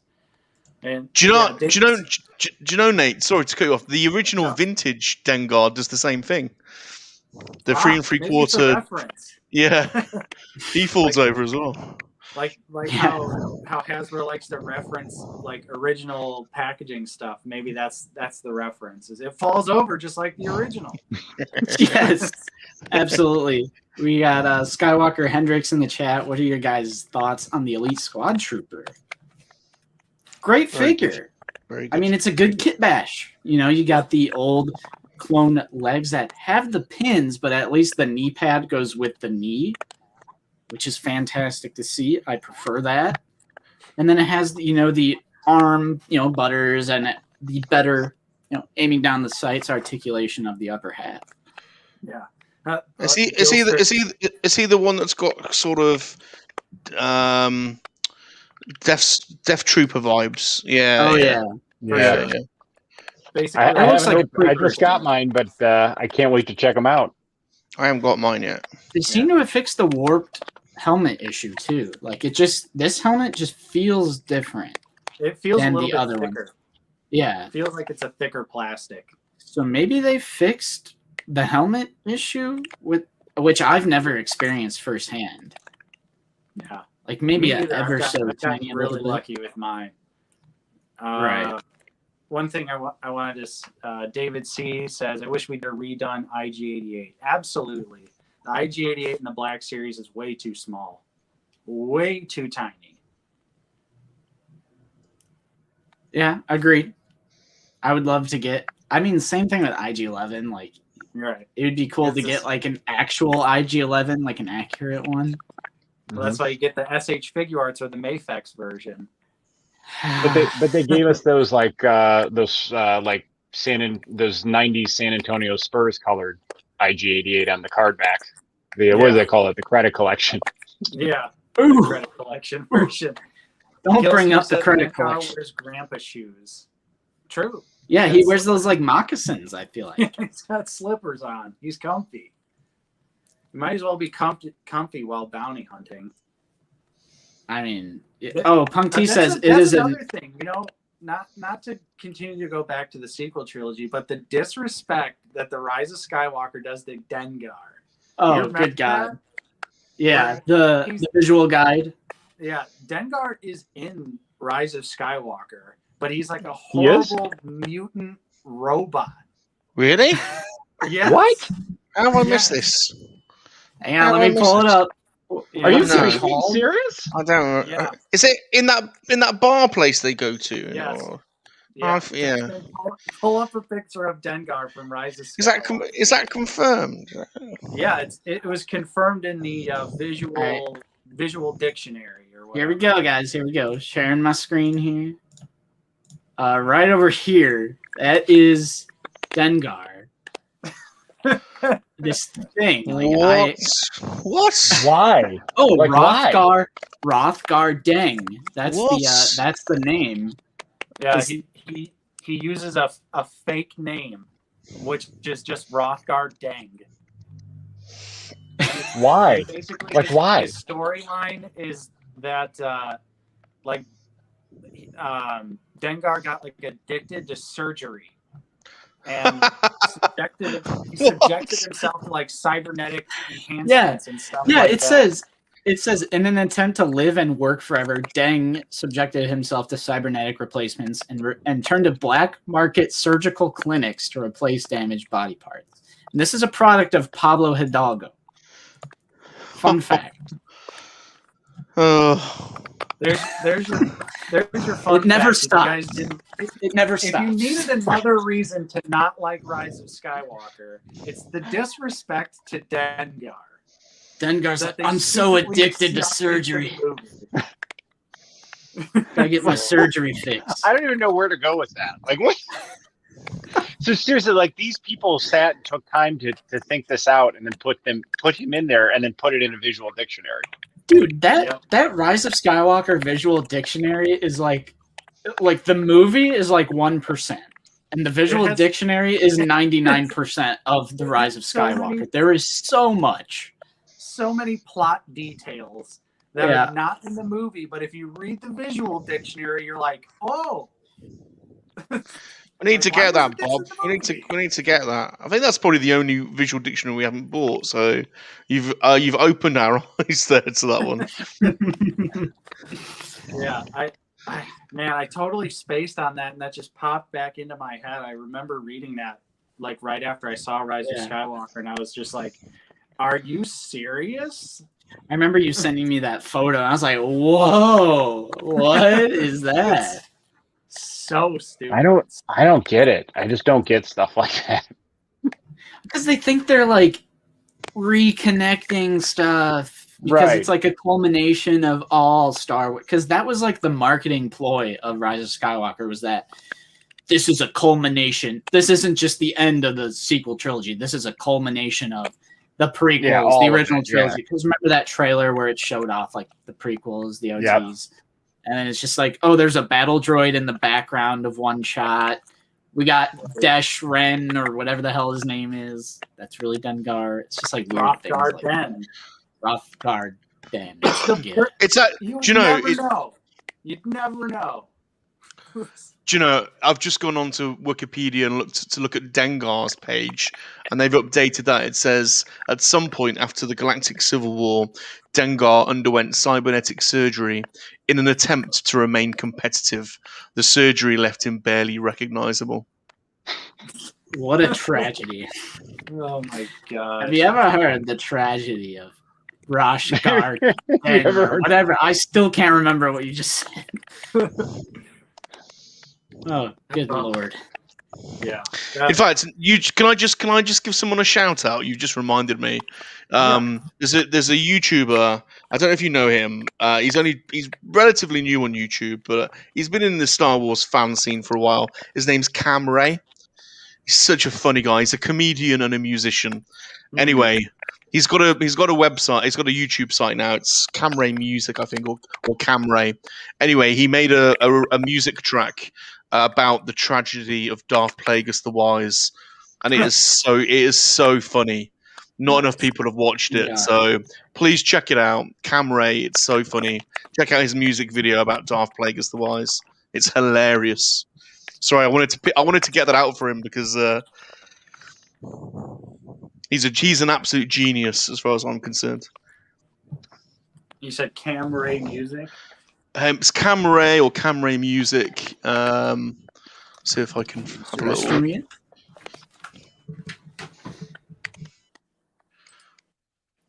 I think I found him. Cam Ray Semi Productions. That's it. That's him. He's a genius. It's all Star Wars comedy stuff, and he's a really talented guy. And that video he's done on Darth Plagueis is hilarious. So, yeah, Gilster asks an interesting question. Cad Bane is dead by now, right? Or will he show up in Book of Boba? And they said they love Cam Ray as well. I think Cad Bane could still be alive because we don't really know how long a species like the Duros live. No. Yeah. And on top of that, the unfinished Clone Wars scene is not canon, where he's gunned down by Boba Fett. So I would almost suspect that maybe we'll get a rendition of the Clone Wars scene, but during Book of Boba. So maybe they'll do a version of that duel. But I would love to see Cad Bane return. Yeah, he should. Totally. He's a survivor as well as the Cad Bane. Right. Yeah, he gets out of the most dangerous, insane, impossible situations. Yeah. Flawlessly. Yeah. So I don't think it would be a stretch to assume that Cad Bane still could be alive. I was actually originally betting in Mandalorian Season 1 when they teased the spurs and the person walking up to Fennec. I was assuming that, at least I was hoping that would be Cad Bane instead of Boba Fett, because I thought at the time Boba Fett was the too obvious choice. Right. But dude, give me Hondo and Cad Bane in Book of Boba Fett. Yeah, there's no reason they can't all be alive, because we don't, like I said, we don't know how long Duroses live. We don't know how long the Weequay can live. So who's to say? Who's to say they're not still alive, kicking around somewhere? Yeah, why not? Why not? Literally. At this point, especially with how season 2 of Mando went, where it was very heavy on the fan favorite characters, like Yeah. keep it going. Who cares? Like as long as they're respectful, like how they have been with the fan favorite characters, I don't see why not. I don't see why. Well, they integrated them well. It's not the Cornelius Rogue One style. Like they were purposeful and elevated the story. And plus, you got to see. Plus, it was fan service, but it was purposeful. They had an arc. They were part of the story. So yeah, as long as you continue to integrate them that way, like I please keep doing that. That's so cool. Yeah. Punk T says Cad Bane got addicted to plastic surgery and was also in Rise of Skywalker. Oh no! They have all of our hunters just lined up, just absolutely disfigured. Yeah, he's called Bad Cane now. Bad Cane. I've got a bad cane. The genius. His name's Dengar. How can we change it so people won't know it's him right away? Put a Rothgar there and switch it around a little bit. Yeah. What do you think we will see in the Mandalorian season 3? Do you think it's going to go full on Mandalorian plot, like Mandalore the planet, taking that back? Maybe. It's got to. It has to. Yeah, the way they left it off, I would think so. I want an epic flashback to the Night of 1,000 Tears, where the Empire like absolutely decimated Mandalore. I just want season 3 to open with like sort of a flashback thing, like the Clone Wars scene where you get the Death Watch versus Super Battle Droids. Oh my god, that scene! Yeah. But I want super gritty war battle scene between the Empire and the Mandos. I want that to open season 3. How Bo-Katan lost the Darksaber to Moff Gideon and such. Yep. Well, and you could have them just on the ship they're on, and Bo telling him the story and explaining to him like what happened on Mandalore and the history of it. Because I mean, at that point they could go a couple ways, but they could have Bo saying that Darksaber's mine. The only way I can get it back is to take it from you. And then forces him to fight, or she says, you know what, you earned it. We need to go. Why don't you come back and help us save Mandalore? And here's why we need you, right? So you could go one of two ways with her that way. Mm-hmm.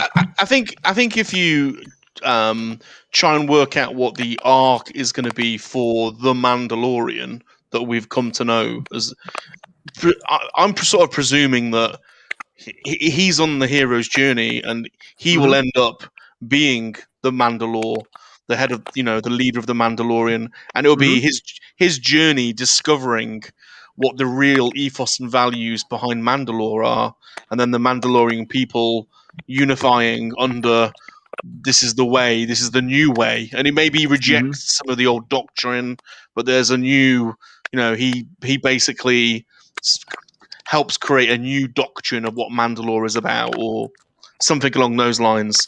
And it's probably not It's probably not Bo-Katan, because she's made wrong decisions, hasn't she? She's been militaristic. She's made poor decisions. She was a part of a terrorist organization. Yeah, exactly. Whereas the Mandalorian we know, Din, is he's got a pure arc thus far, hasn't he? He's come from nothing and has has believed in the old ways of Mandalore, but he's been on a journey himself in discovering and nurturing Baby Yoda, and so I don't know. If they do it right, it's probably about Din becoming Mandalore. I would have thought. That'd be my guess too. Yeah. Which what a great scene and explanation in season 2 of why he doesn't remove his helmet, and then you have the regular Mandos come there. They think he's like just some like crazy zealot. I love that scene, because not to be like, we're real fans, you guys are all normies, but think about how many people watch The Mandalorian and were just like, oh, why are they taking their helmets off? Where it's like, if you watched or read the comics or Clone Wars, Rebels, they all take their helmets off. It's been a thing. And previous fans have been really, really confused because the not taking their helmet off thing is brand new. You know, that's a brand new lore introduced in The Mandalorian with their, what are they called? Children of the Watch? Children of the Watch. Yeah. And I love that scene when they're like, Where get a load of this guy. Exactly, man. Where they're all like, "Oh my God, you're a child of the Watch." Like, but the thing that's interesting is he didn't know that. He didn't know where all that comes from, and for him, that's like eye opening. It's like, wait a minute, I'm part of like a cult almost. You know, that like they're looked at as like a cult on Mandalore. So yeah, I think that's the way to go. But it'll be interesting to see how Bo-Katan approaches it. Does she embrace it, or does she try to fight him? You know, and battle it. You know, is she like become an antagonist to him, or is she, you know, still on his side? And given they've said that all of these mini stories that Filoni is working on are going to lead to one climactic story, am I overthinking this? But are we going to see Mandalore rise and the Chiss ascendancy and Thrawn come in from the unknown? Am I overplaying this now? Because Thrawn's got to be part of this, hasn't he? And Ahsoka. So you've got Ahsoka over there. You've got Mandalore rising up over here.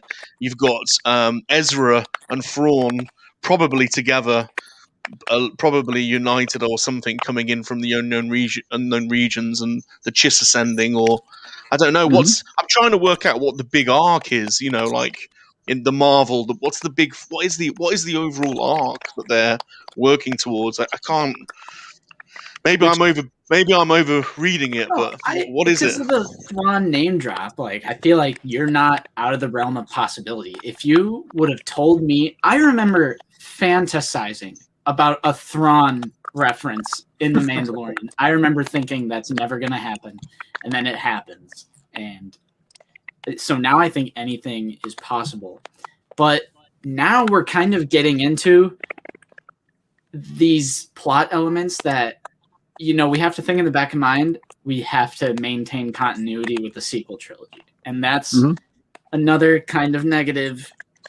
I know there's a huge gap between Return of the Jedi and Force Awakens. 30 years. 30 years, yeah. The Mandalorian is 5 years after Return of the Jedi, but with a story so grand as like Mandalore rising up and everything else, I'm like, but why wouldn't that be a big part of the sequel trilogy stuff? Like, and it's a negative I have that, like, now we're going to have to maintain continuity into the sequel trilogy. What I'm worried about is they're going to try to explain and justify the sequel trilogy through these shows, which I hope that they don't do.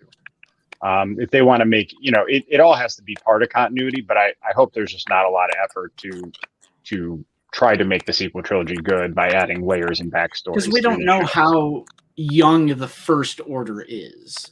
We don't know like how long they've been around, or when that like sort of transition happens between like the remnants of the Imperials versus the First Order, which is like an official looking thing that is just based off of Imperial design, but it was the Empire the whole time because it was Palpatine and Palpatine was Snoke. But then why does the Imperial class Star Destroyers a thing, and then First Order Star Destroyers, but they have First Order looking troops on the Imperial looking Star Destroyers? It's a mess, and I'm glad we're staying away from it so far. Although there was a little like Snoke cloning tease or something in one of those episodes. There was, yeah, for sure. Yeah. For sure. And is Thrawn part of Emperor's second order? You know, is he part of the Emperor's plans, or is he just totally separate to that? Now he got thrown into deep space and is aside, you know, from the Emperor's plans. Yeah, I don't know. I thought Thrawn was kind of going to take the character of Moff Gideon. Like, I thought there would have been an actual Thrawn physical reveal. Who, like, maybe Moff Gideon answers to someone, and it's Thrawn, and he shows up in like the Imperial class Star Destroyer instead of the light cruiser. That would be dope. It turns out that they have a lot more resources than you initially thought. Then the Imperial March comes in, TIE fighters swoop across, but then you start hearing the organ music, Oh, sell from it. Rebels, and then it Sell like it. slowly zooms in into Keep going. the bridge of the Star Destroyer. You hear the organs go. Keep going.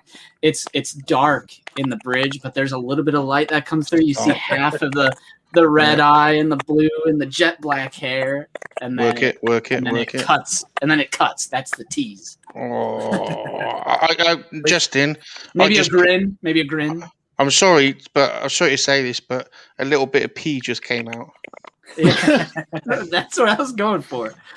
It works. That's my fantasy for the Thrawn reveal. Yeah, I was even thinking like, ooh, it'd be cool to get like an Inquisitor or something fighting. Yeah. With the twisty freaking thing, and he has to fight him with the Darksaber. That would be cool. Maybe I'll take like an Inquisitor figure too, by the way. There needs to be a remnant Inquisitor. Yes. A purist. Yep. Yes. Luke Miss Monster asks, do you think Cody should return in Bad Batch, and do you think he should be the antagonist? I think he should return, but maybe not the antagonist, but I think he should be in it for sure. Yeah. I mean, I think he's going to be, isn't he? The problem with Bad Batch right now is, I mean, we're not going to say it here, but of course there's leaks out there of what's going to go on in the Bad Batch. I haven't seen any of that. Yeah, there's actually, and we're not going to say this. Yeah, anyone in the comments, please no spoilers for anyone, but there is a toy spoiler. Or something spoiler. Bad Batch. And I knew right what I was doing when Yakface was like, Yeah. Spoiler, interesting spoiler for the Bad Batch, swipe. And I was like, I'm swiping. I read it, I was like, I wish I wouldn't have done that. Yeah, I did the same thing. Yeah. I did the same thing. I was like, I know what I'm doing. And then I'm like, God, I wish I wouldn't have done that. But, I mean, I don't know. I would like to see, I wouldn't mind seeing Cody again, but I definitely wouldn't want him to be the antagonist. I would hope that Cody would be one of the ones that could somehow get his inhibitor chip removed. Mm-hmm. But, you know. Yeah, maybe Rex finds him and helps remove that chip or something. Right. Because, yeah, obviously Rex is going to be in Bad Batch to some degree since we see him in the trailer. But who knows what exactly his role is going to be. And, I mean, that's kind of what I've thought about the Clone Force 99 in general. And I've talked with Justin about this, but it's like, are we going to see how they have their inhibitor chips removed or how they figure it out? Or even if they had inhibitor chips to begin with. Right, because they say in the season 6 inhibitor chip arc, which is a fantastic arc with 5s, and they say they put those chips in there like when they're in their little like pod, like baby pods. And the Bad Batch was not intentionally designed the way they were. They just so happened to have favorable mutations. Or like defects that are favorable for out in the field. So I don't see any reason for them to not have their inhibitor chips. Yeah. Would you agree with that, or yeah? Like, yeah, I mean, I do agree. I'm curious because obviously it takes place after Order 66, and everything we've seen so far, it's like the Bad Batch are clearly being hunted by the Empire already. So it makes me. It actually makes me think they don't have them, or maybe they were defective or don't work, because it what we've seen in the trailers shows that they don't obey orders very well. Right. Yeah, maybe they were like put to one side, you know, when they were grown, put to one side and not given the chips. Yeah, because I mean, it's established in season 7 of Clone Wars that you can, which I love the inhibitor chip stuff. Because ever since a kid, I was like, what are the odds that they all betray him at the same time? You know, right? Or like, did they not have any like free will?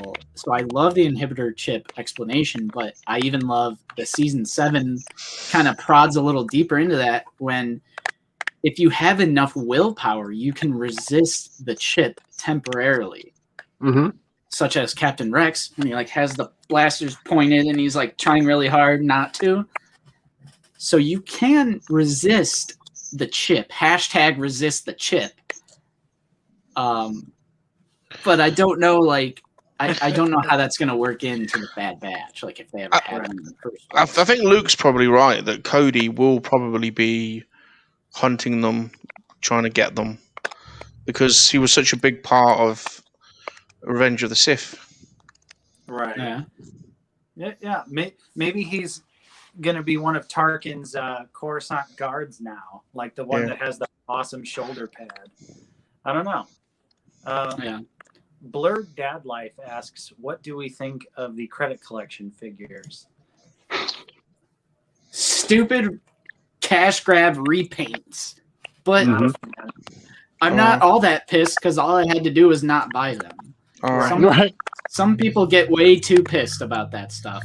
Just don't buy it if you don't want it. I did. All right. So in fairness, I did get this one, Jamaica droid. Nice. But here's why. So I have a Mando. It's like a Mando Return of the Jedi mashup now, but it's grown to the point where I'm gonna have to separate them.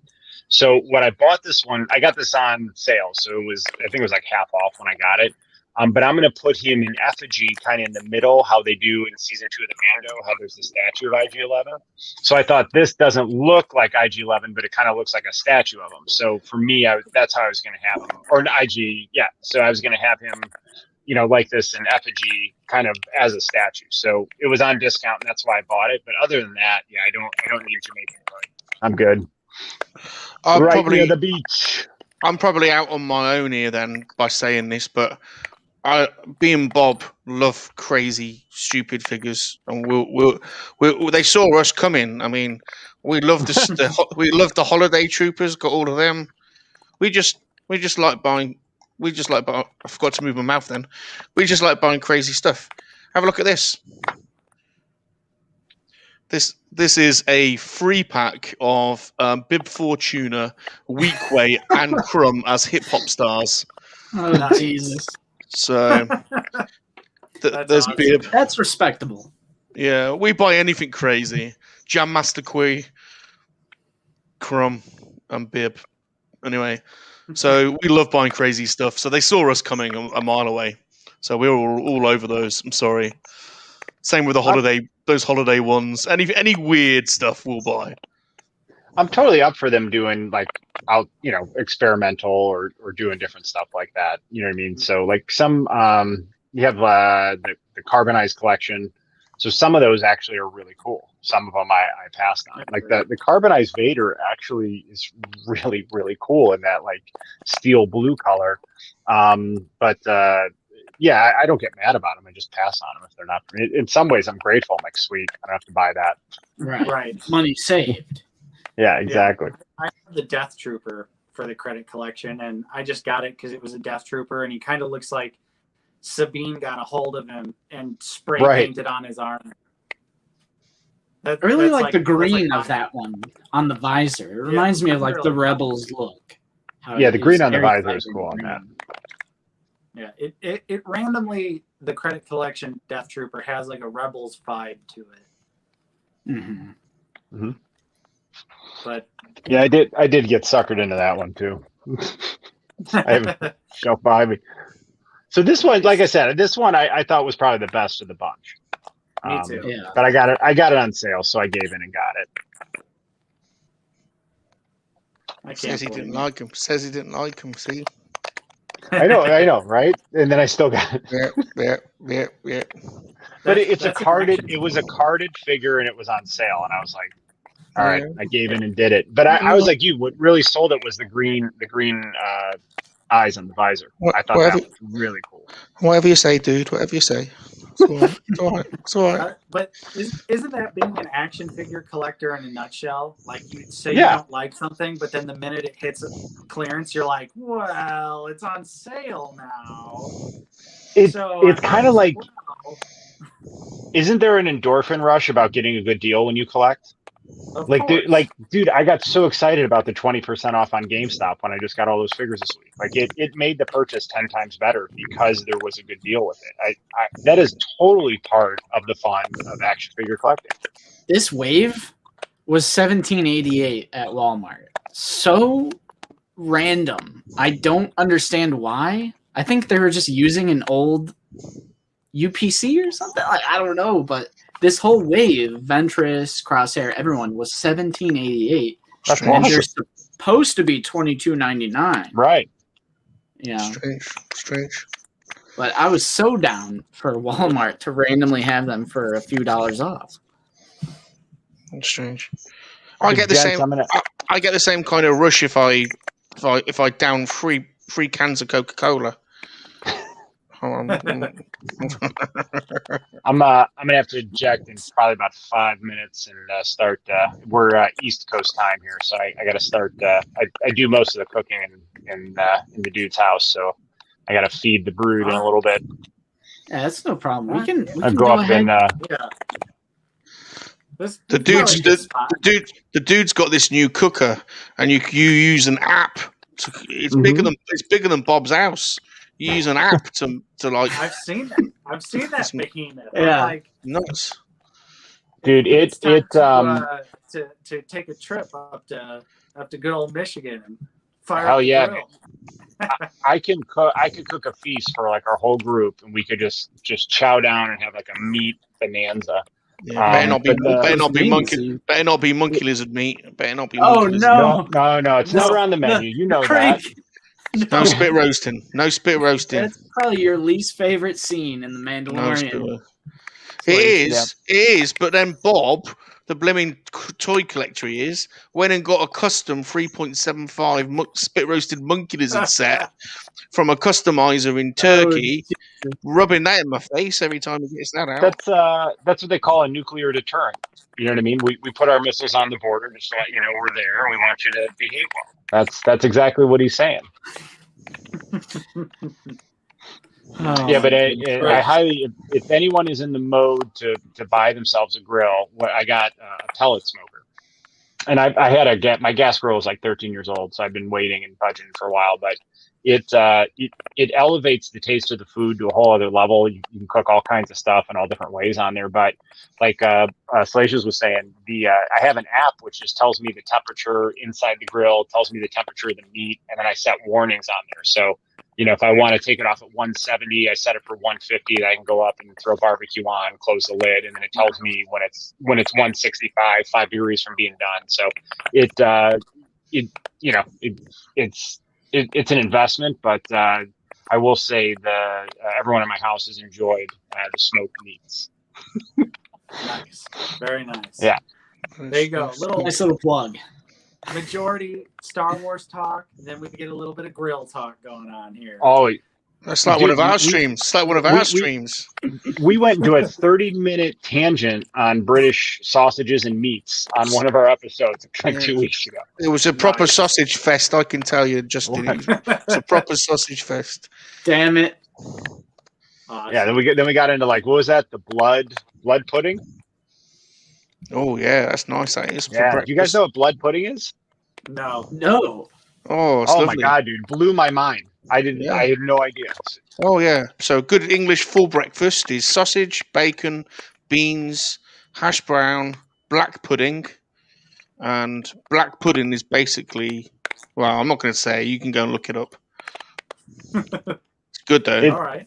It's yeah, man. Why don't you guys explore that on your own? But that's it's good. It's tasty. Mind blowing. That, and then I found out about like Marmite and salad cream. I mean, there's all kinds of stuff going on over there. That black pudding's good, tasty. It's an adventure. Sausage and black puddings. Ooh. So we're gonna go out to Michigan for dude to cook us a nice meal, and then we're gonna book a flight to England, and we're gonna have a nice breakfast. Yes. Come and stay in the monkey lizard lair. You're all welcome. Come and stay in the monkey lizard lair. The monkey lizard lair. Yeah, come and stay over. It's good. You're welcome anytime. So, gents, I do apologize, but I have to eject here and get the food going for everybody. But thank you so No much problem. for having me on, man. I really appreciate the invite. This was a good time. Yeah, for sure. Thank you so much for coming on. Yeah, and But, on that note, we can just go ahead and we could just call it here. Dude's got to run. We've gone way longer than we normally do on the live streams. we're at 3 hours and 19 minutes. Awesome. Yeah. Another balloon drop. We get another balloon drop. Yeah.